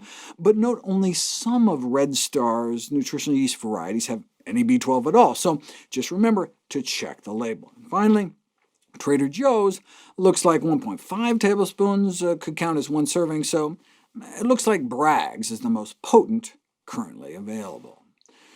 There are all sorts of other B12 fortified foods, from plant-based meats and milks to breakfast cereals and energy drinks, but are there other green light sources, meaning plant foods from which nothing bad has been added or nothing good has been taken away? What about various algae-type products like spirulina, which are advertised as natural vitamin B12 sources? Not only do they not actually contain B12 that's usable for humans, it's even worse than that. They may contain B12 analogs, look-alike molecules that can even block your absorption of real B12. I was excited to see that there was an herbal tea with B12, but so little you'd have to quadruple bag it. If you didn't want to take a pill, which again I think is really the best way, The easiest option would probably be leaf-side foods. I've always loved them because they center their ingredients around my daily dozen. Unfortunately, people see them citing my science and think I have some sort of financial relationship, but of course, I have no financial ties to any food company, drug company, supplements, kitchen gadgets, no personal financial ties with any commercial entity whatsoever, ever. I'm happy to voluntarily plug Leafside, though, as their food has kept me from starving on the road on many occasions. They're freeze-dried, so they're light and easy to travel with, and I just use my hotel room coffee maker to make hot water, and poof. OK, but anyway, each of their meals has 75 micrograms of B12, so one a day, and you get all your B12 without having to take a supplement, but it's only 100% green light if you specify you want the salt-free versions. They have no added salt, fat, sugar versions of all their products at no extra cost, but you have to specify that when you order. Note you have to throw all these recommendations out the window for anyone over age 65 and go straight to high daily supplement doses, which I'll cover in my next video, as well as my recommendations during pregnancy, breastfeeding, infancy, and childhood. Universal improvement of B12 status appears to be a nutritional imperative with possibly profound beneficial effects, particularly at the bookends of life, at old age and infancy. I've explained the rationale for my recommendations to take vitamin B12 supplements once a week, once a day, or alternately eat sufficient daily vitamin B12 fortified foods. But for those over age 65, those guidelines go out the window. The recommendations change to everyone taking a high daily dose of 1,000 micrograms every day. Starting at age 50, everyone, meat eaters and vegans alike, should be taking B12 supplements or eating B12 fortified foods, but over age 65, 50 a day may not do it. Even 100 a day doesn't seem sufficient. Researchers investigated 3 doses and found that most didn't normalize their MMA until after the 1,000 microgram dose. MMA suppression is a measure of B12 sufficiency, but they just tested 25, 100, and 1,000. Maybe 250 or 500 would do it. Researchers set out to find an adequate dose at that age, and it seems we need at least about 650 to 1,000 a day in most people, hence my 1,000 a day recommendation after age 65. OK, what about the other end of the life cycle? The consequences of B12 deficiency and insufficiency can be devastating in infancy and childhood. And this is not just a problem for plant-based pregnancies. Vitamin B12 insufficiency during pregnancy is common, even in non-vegetarian populations. About a quarter of all pregnant women aren't getting enough B12, and that number rises to nearly 1 in 3 by the 3rd trimester. But insufficiency isn't as bad as frank deficiency, which can manifest in cases like cerebral atrophy, meaning brain shrinkage, in a vitamin B12 deficient infant of a vegetarian mother. Thankfully, even severe brain atrophy can be substantially reversed with B12 supplementation, but better not to become deficient in the first place.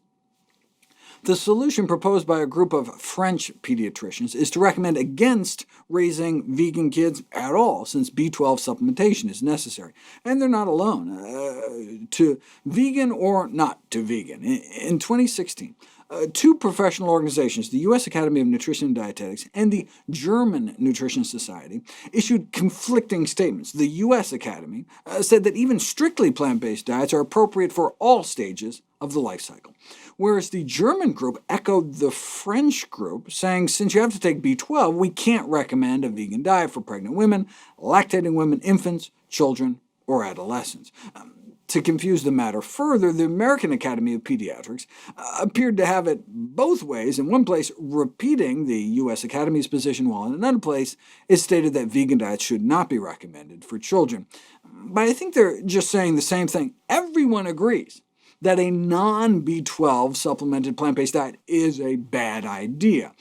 That's part of what the U.S. Academy means by well-planned. Right? Everyone eating plant-based, but especially pregnant and breastfeeding women, must ensure a regular, reliable source of vitamin B12, meaning B12 supplements or B12 fortified foods. But then you may be able to get the best of both worlds. That's why there are reviews with titles like this: Plant-based pregnancies, danger or panacea? Danger if you don't take your B12, but following a plant-based diet during pregnancy may be protective against the development of preeclampsia, pre-gravid obesity, and minimize the exposure to DNA-damaging agents. It may also protect our newborns from the onset of pediatric diseases such as pediatric wheezing, diabetes, neural tube defects, orofacial clefts, and some pediatric tumors. Vegan pregnant women have a lower than average rate of cesarean section, less postpartum depression, and lower neonatal and maternal mortality, with no complications or negative outcomes that are higher than average. In addition, a lower incidence of what used to be called toxemia, a potentially dangerous pregnancy complication known as preeclampsia. Overall, plant-based diets seem to confer protection to both mothers and newborns by not only reducing the risk of several pregnancy-related issues, but decreasing the risk of childhood disease. Children following plant-based diets might have a low risk of developing obesity, obviously less exposed to drugs used in animal production, and a favorable anti-inflammatory profile of cell signaling factors. But again, everyone on a plant-based diet has to get enough B12. Pregnant and breastfeeding women can just follow my 50 micrograms a day recommendation for non-pregnant adults, or 2,000 a week, though they suggest breaking up those doses into 2 halves to boost absorption. After infants are weaned, they can start on 5 micrograms a day. From ages 4 through 10, they can have half the adult dose of 25 a day, and then at age 11, they can do 50 a day or 2,000 a week. You don't have to worry about taking too much. It's water-soluble, and you'll just end up with expensive pee. I've talked about the optimal dose of vitamin B12 supplements for adults, as well as in childhood, pregnancy, and old age to prevent vitamin B12 deficiency, but what if you already have it? How much do you have to take to treat it? Your doctor might want you to get vitamin B12 injections, but oral B12, even for those who can't absorb it well, has long been considered one of medicine's best-kept secrets. It's now considered well-known that orally administered B12 supplements are as effective in overcoming deficiency states as intramuscular injections, when you get up to taking 1,000 micrograms a day. How long do you have to take 1,000 a day for? It depends on how low your levels start out. Because B12 status in pregnancy is so critical, there's a suggestion that plant-based women get it checked throughout pregnancy and to adjust supplementation as necessary. This is how much you should take if you're low.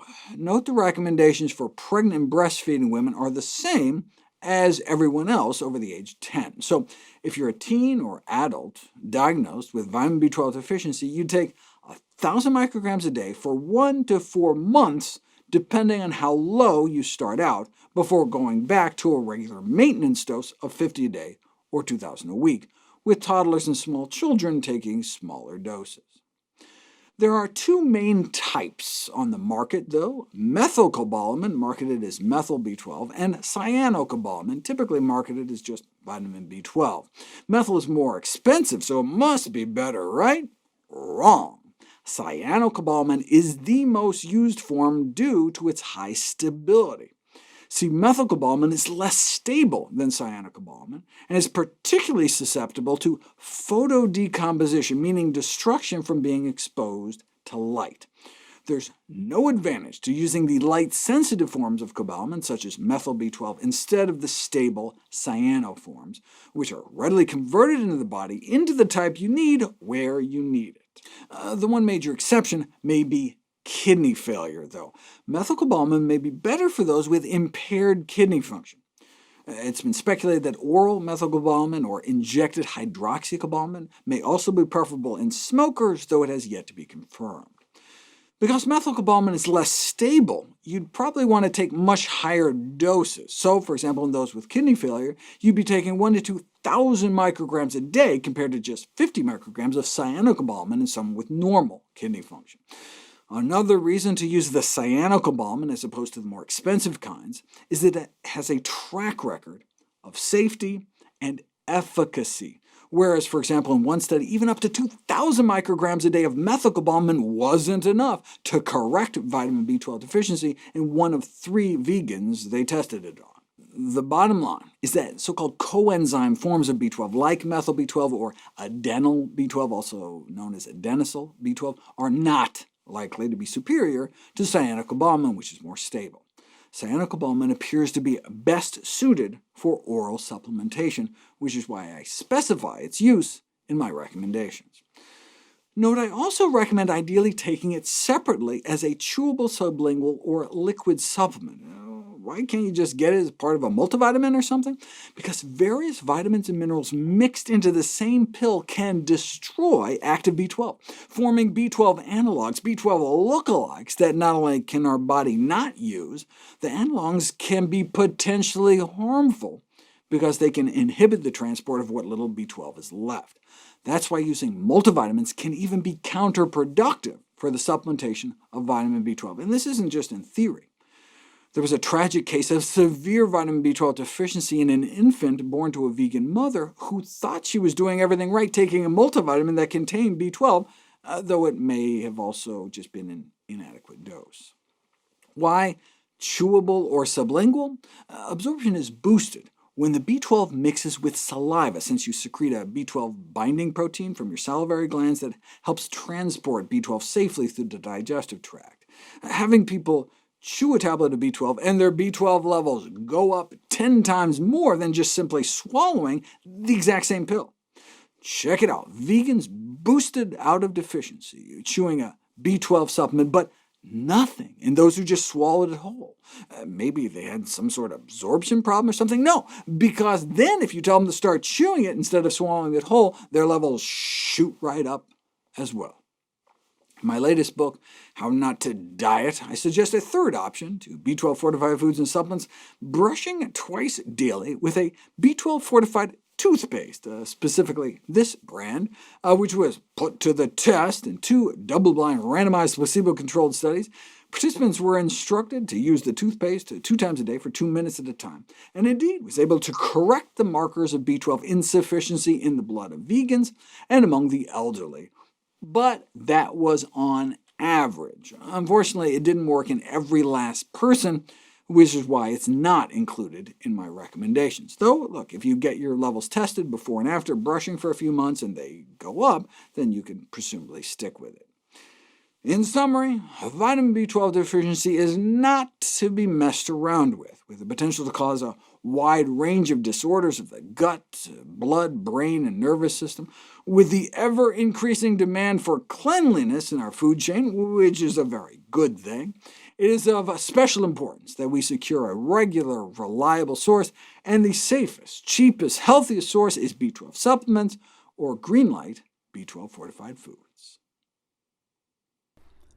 Is cannabis-impaired driving a public health and safety concern? Well, the number of tickets went up for cannabis-impaired driving in Washington state after legalization, and the proportion of drivers in fatal car crashes in Colorado who tested positive went up. But in both cases, this may simply reflect the general increase in marijuana use overall. It doesn't mean that cannabis is causing the crashes. Yeah, there's lots of evidence correlating marijuana use with car accidents, but you have to ask yourself who uses marijuana. Mostly young people and males, and guess who has higher crash risk regardless of what they smoke? Young people and males. But taking that into account, it does seem that roughly 20 to 30% of traffic crashes involving cannabis use occur because of the cannabis use. To put that in perspective, though, that number is more like 85% when it comes to alcohol. Yeah, but are the cannabis crashes just like low-velocity fender bender bumps from some wasted driver going like 5 miles an hour? After a systematic review of the literature, this compilation of studies examining acute cannabis consumption and motor vehicle collisions found a near doubling of risk of a driver being involved in a motor vehicle collision resulting in serious injury or death. So that's pretty serious, though again, alcohol is even worse. Yes, cannabis may double or triple the risk of car crashes, but alcohol may multiply the risk like 6 to 15-fold. The combo may be even worse, though, 25 times the odds of fatal car crash involvement, testing positive for both. The safety consequence of cannabis intoxication when driving is listed as a primary concern about cannabis legalization. OK, well, what happened in the states where marijuana was legalized? How much did traffic fatalities go up? They didn't. In fact, they went down. What? Why does legalizing pot reduce traffic fatalities? Because it reduced alcohol consumption. They found that legalization of weed was associated with reduced alcohol consumption. So yes, more drugged driving, but less drunk driving, and that's so much worse that overall fatalities went down. So perhaps we'd also see less liver disease, less alcohol-induced brain damage as pot substitutes for some of the alcohol use. Cannabis is unlikely to produce as much harm as alcohol because, unlike alcohol, cannabis does not cause liver or gastrointestinal diseases, not fatal in overdoses, and does not appear as neurotoxic as alcohol, and it's not as potent a cause of car crashes as alcohol either. The health problems of cannabis dependence, like bronchitis and memory impairment, are much less serious on average than those suffering from alcohol dependence. But this does not mean that cannabis dependence is a minor problem, but public health authorities can be criticized for bringing that up. It's like in the 40s and 50s after the repeal of prohibition. You still need to warn people about the problems of heavy drinking and liver cirrhosis, alcoholism, but you just get dismissed as some temperance propagandist, and now we see a similar thing where the public health profession wants to educate people about the adverse health effects of cannabis, but are dismissed as reefer madness hysterics.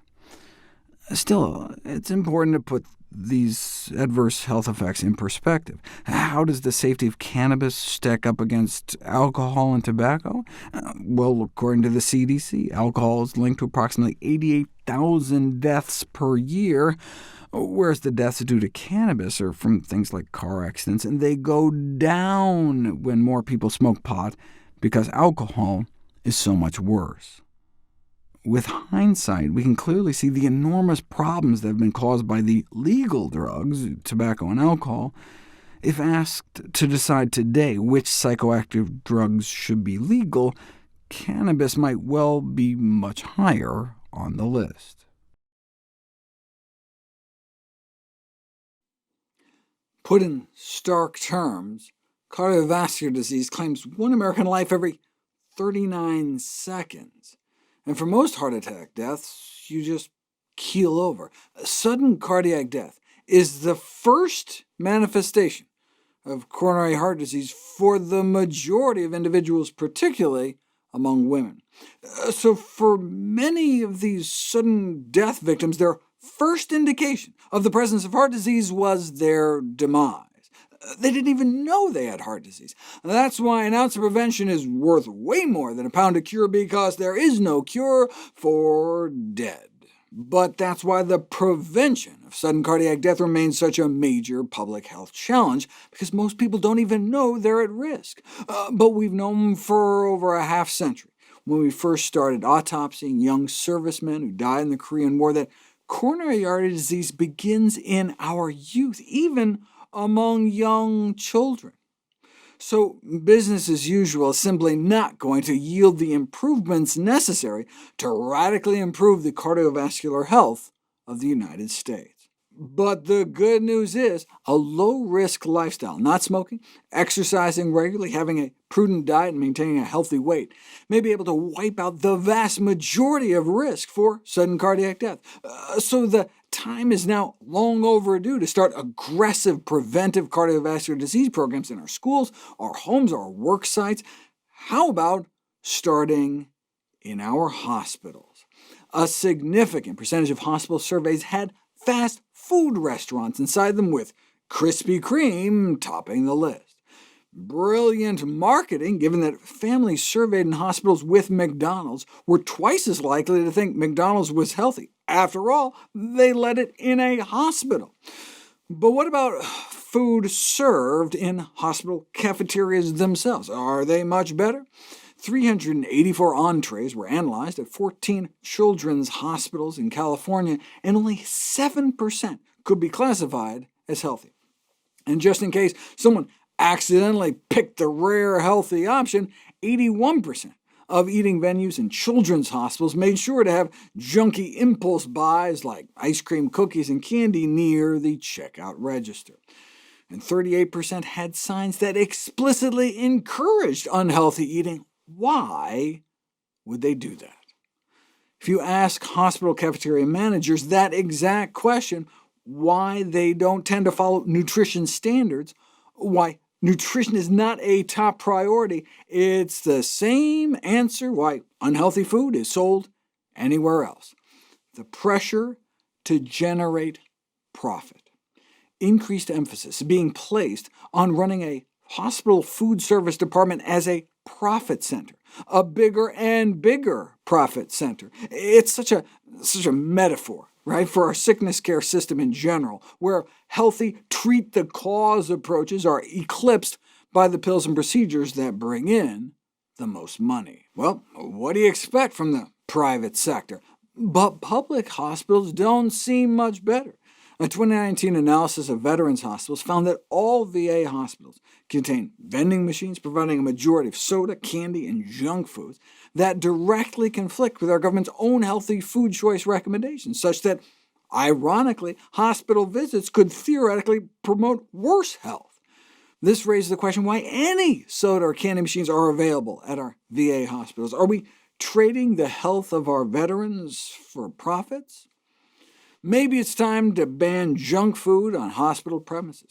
On daily rounds, it's appalling to see patients gorging on potato chips, candy, soda, the very foods that may have contributed to their admission in the first place. Obscene to see fast food franchises on site, legitimizing the acceptability and consumption of such foods in the daily diet. The obesity epidemic represents a public health crisis, but it's a public health scandal that by legitimizing junk food, hospitals have themselves become a risk factor for diet-related disease. Maybe it's time to stop selling sickness in the hospital. What message do residents receive when they are fed pizza and soda pop at grand rounds on obesity? We need a healthcare system with more Hippocrates and less hypocrisy. Scientists have a clear moral obligation to clearly warn humanity of any catastrophic threat and to tell it like it is. In November 2019, more than 11,000 scientists from 150 countries clearly and unequivocally declared that planet Earth is facing a climate emergency. CO2 levels are rising, the glaciers are melting, Antarctica is melting, the ocean's getting hotter, more acidic, sea levels are rising, and so are extreme weather events. And yes, fossil fuel use is going up, like air travel, but so is per capita meat consumption. In fact, one of the solutions they offer to help the climate crisis is eating mostly plant-based foods while reducing the global consumption of animal products. And what makes designing a sustainable diet so easy is that the same advice, like eat less meat, is good for both personal health, like reducing the risk of our #1 killer, as well as for planetary health. Right? The least healthy foods also cause the worst environmental impact. The foods with the most nutrition just so happen to be the foods that cause the lowest greenhouse gas emissions. So you get this win-win effect. So let's put it all together. If we are to redesign the global food system for human and planetary health, which is to say human health and future human health, what would it look like? Enter the Eat Lancet Commission, the result of more than 2 years of collaboration between 37 experts from 16 countries, suggesting a cut in total meat consumption down to like an ounce a day. It's like the weight of a single chicken nugget, right? All the while dramatically increasing our intakes of legumes, which are beans, split peas, chickpeas, and lentils, nuts, fruits, and vegetables. Because we're not just in a climate crisis, but a health crisis, right? Unhealthy diets cause more death and disease than smoking, more than unsafe sex and alcohol, drug, and tobacco use combined. But we can address both crises at the same time by increasing our consumption of whole plant foods and substantially reducing our consumption of animal source foods. Eating such a diet could save the lives of more than 10 million people a year and may just help save the world. The Paris Agreement had set out a boundary condition, an aspirational goal for a carbon budget to help prevent catastrophic impacts. And staying within the boundary for climate change can be achieved by consuming plant-based diets. And the personal benefits may be comparable with or even exceed the value of the environmental benefits. The healthcare benefits alone for a healthy global diet, a predominantly plant-based diet, a vegetarian or a vegan diet, could exceed the price of the carbon saved. We're talking up to $30 trillion a year saved from the health benefits alone. Now, if the health of yourself, the planet, and your own children doesn't quite motivate you, consider that you may also be facing threats to the global beer supply. Healthier diets don't just reduce greenhouse gas emissions. Since livestock production is the single largest driver of habitat loss, reducing meat consumption is also the key to biodiversity conservation. Ideally, perhaps, reducing demand for animal-based foods by increasing the proportion of plant-based foods up to like 90% of the diet. Livestock production is also a leading cause of soil loss, water, and nutrient pollution, yet it appears to be a blind spot in water policy. Despite the fact that animal products form the single most important factor in humanity's water footprint, water managers never seem to talk about meat and dairy. But it's not just animal products. Yes, at least 80% of the deforestation in the Amazon is to raise cattle and grow feed crops like soybeans to export to other farm animals, but also to make vegetable oil, most of which is from palm and soy. Both crops have been expanding, resulting in massive deforestation. It just seems kind of particularly egregious if that deforestation takes place for the sake of junk food. Not everyone agrees we should be moving to healthier diets, though. The World Health Organization actually pulled out of the Eat Lancet Commission because of their promotion of a global move to more plant-based foods. See, if we focused on promoting predominantly plant-based foods and excluding foods deemed unhealthy, including meat and other animal-based foods, such a diet could, save 10 million lives a year, $30 trillion, and help save the entire planet, but could lead to the loss of jobs linked to animal husbandry and the production of junk.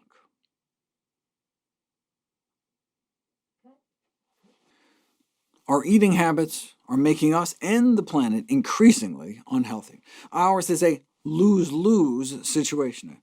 A global transformation of the food system is urgently needed, and in consideration of the mounting evidence regarding the environmental effects of foods for the 2015 to 2020 U.S. Dietary Guidelines, the Scientific Advisory Committee included for the first time a chapter focused on food safety and sustainability, concluding, quote, "A dietary pattern that is higher in plant-based foods, such as vegetables, fruits, whole grains, legumes, nuts, and seeds, and lower in animal-based foods is not only more health-promoting, but also associated with lesser environmental impact," unquote. Despite unprecedented public support, this and other sustainability language was not surprisingly vanished from the dietary guidelines published jointly by the U.S. Department of Agriculture. They're not even sufficiently sticking to the science on healthy eating either, including no or too lax limits for animal-sourced foods despite the available evidence.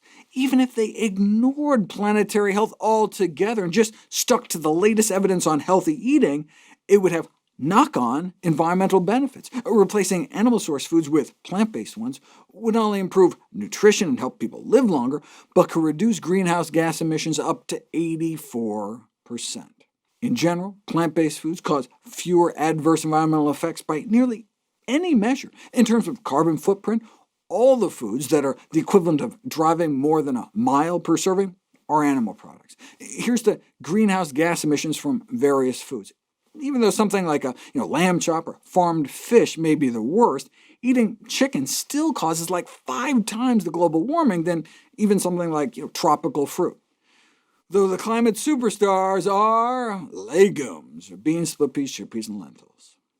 For example, in the United States, substituting beans for beef at the national level could alone deliver up to 75% of the 2020 greenhouse gas emissions reduction target and spare an area of land 1.5 times the size of California, not to mention the health benefits.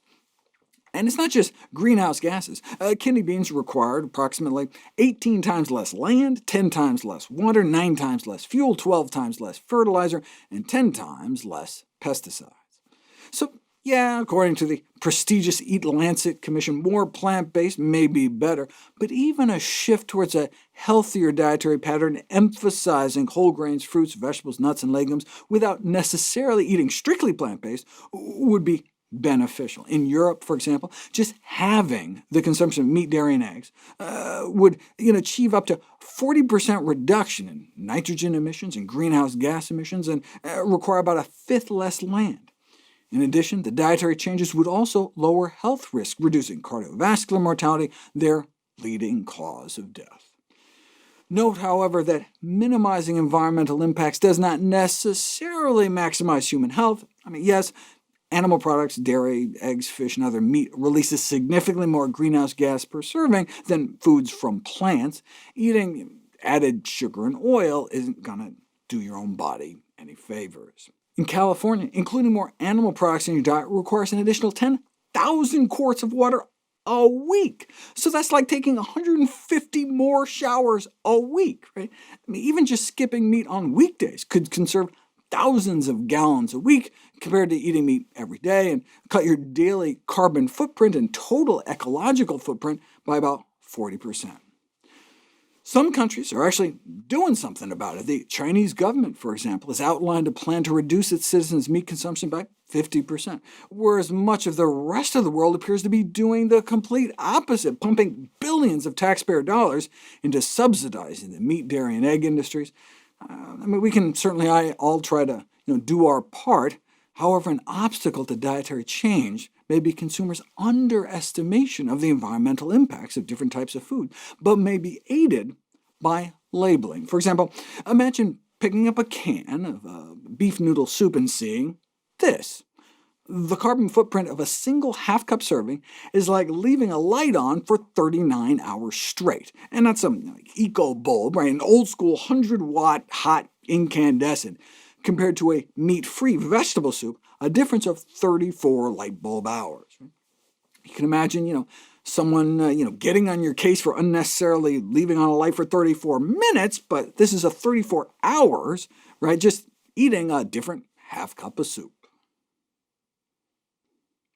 In what was arguably the largest ever environmental protest in the world, more than 1 million children across more than 100 countries joined a global climate march demanding that governments act. The concerns of the young protesters are justified and supported by the best available science, wrote a group of scientists and scholars.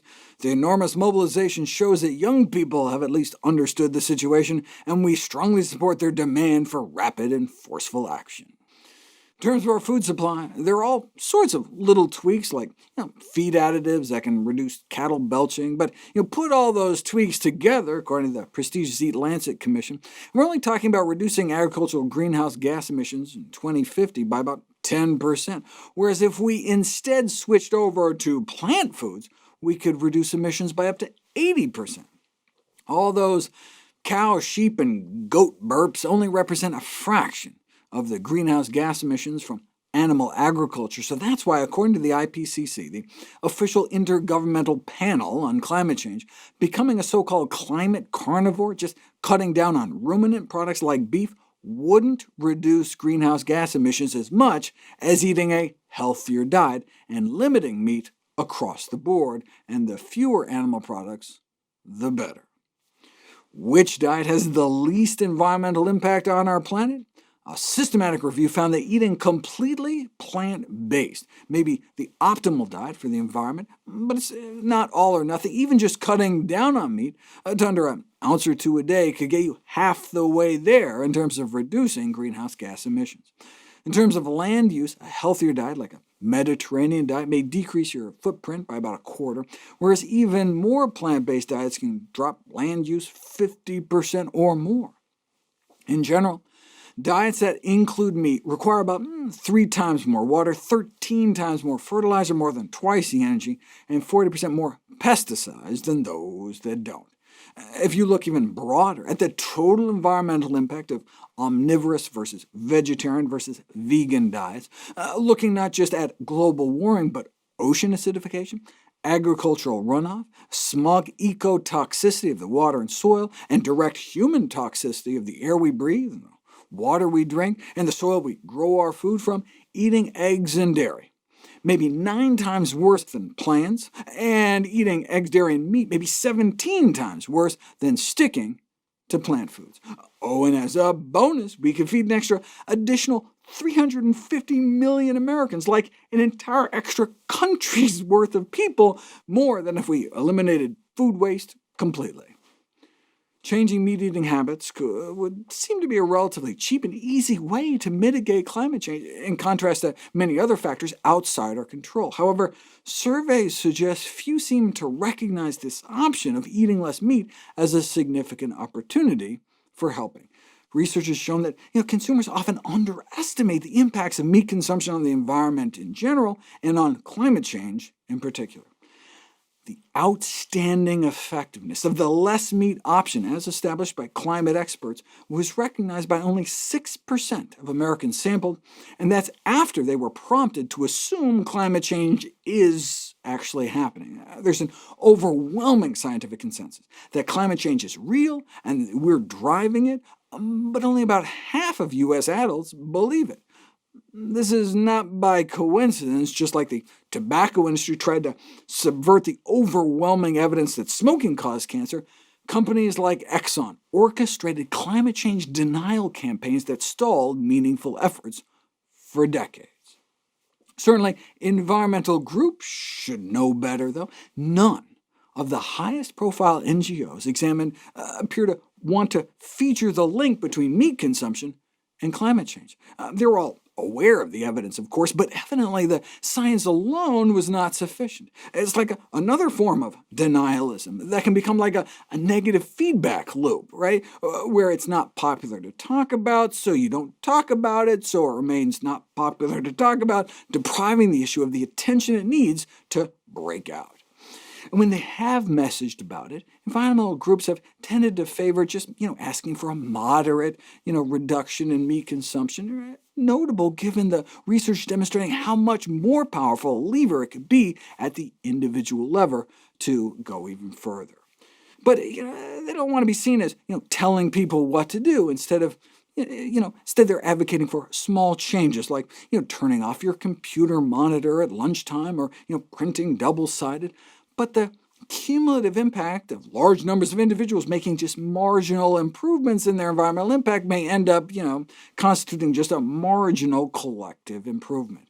Yet we now live at a time when we need to make urgent and ambitious changes.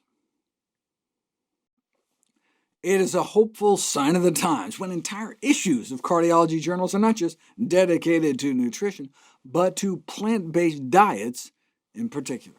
Dr. Williams, past president of the American College of Cardiology, starts out with a quote attributed to Schopenhauer.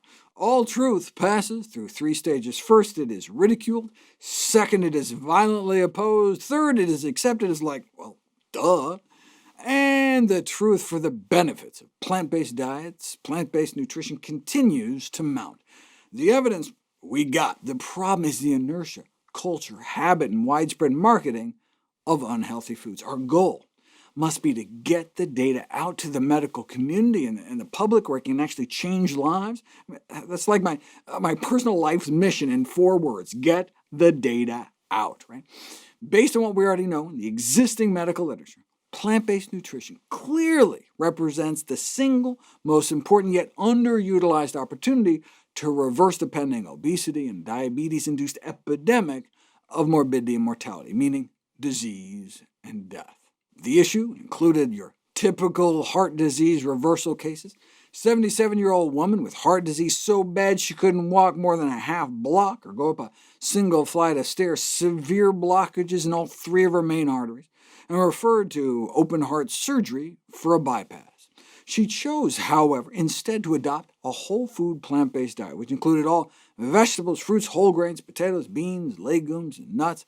Even though she said she was trying to eat pretty healthy before, within a single month of going plant-based, her symptoms had nearly resolved, and forget about a block, she was able to walk on a treadmill for up to 50 minutes without just chest discomfort or becoming out of breath. Her cholesterol dropped about 100 points from around 220 down to 120 with an LDL under 60. Right?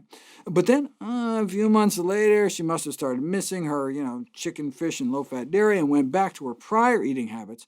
And within a few weeks, with no change in her meds or anything, her chest pain was back, and she went on to have her chest sawed in half. After all, then she continued to eat the same diet that contributed to the cause of her disease in the first place and went on to have further disease progression. All right, this one, though, has a happier ending. Started out the same. 60-year-old man, severe chest pain after as little as a half block. Decided to take control of his health destiny and switched to a whole food plant-based diet from his quote-unquote healthy diet of skinless chicken, fish, low-fat dairy that had been choking off his heart. And within a few weeks, the same amazing transformation from not being able to exercise at all to walking a mile, to then being able to jog more than 4 miles completely asymptomatic, off all drugs, no surgery, off to live happily ever after. Now, of course, case reports are just really glorified anecdotes. I mean, what we need is a randomized controlled trial to prove heart disease can be reversed with lifestyle changes alone, and guess what? There was one published literally 30 years ago proving angiographic reversal of heart disease in 82% of the patients, opening up arteries without drugs, without surgery. So these case reports are just to remind us that hundreds of thousands of Americans continue to needlessly die every year from what was proven to be a reversible condition decades ago. The conventional use of case reports, though, is to present some novel results in hopes of inspiring trials to put it to the test. For example, a case report on a plant-based diet for congestive heart failure. So not just coronary artery disease, but the heart muscle itself was so weakened it couldn't efficiently pump blood, only able to eject about 35% of the blood in the main heart chamber with every beat, whereas normally the heart can pump out at least half, which is exactly what his heart was able to do just 6 weeks after switching to a whole food plant-based diet, instead of choosing to get his chest cracked open. The first report of an improvement in heart failure following adoption of a plant-based diet, but not the last. 54-year-old woman, obese type 2 diabetic, presenting with swelling ankles due to her heart failure. She switched from her chicken and fish to whole plant foods. She started out eating healthier and lost 50 pounds, reversed her diabetes, meaning normal blood sugars on a normal diet without the use of diabetes medications, and her heart function normalized from an abysmal ejection fraction of just 25% up to normal. Now, since it's not a randomized controlled trial, all we can say is that her improvements coincided with her adoption of a whole food plant-based diet. But given the burden of heart failure as a leading cause of death, how it just usually gets progressively worse, and the overall evidence to date, a plant-based diet should be considered as part of heart failure care. And look, we already know it can reverse her coronary artery disease, and so any heart failure benefits would just be a bonus. Now, we just need good strategies for healthcare practitioners to support patients in plant-based eating. Here are some excellent suggestions to pause and reflect on. For example, doctors can use the Plantrician Project's prescription pads and prescribe a good website or two.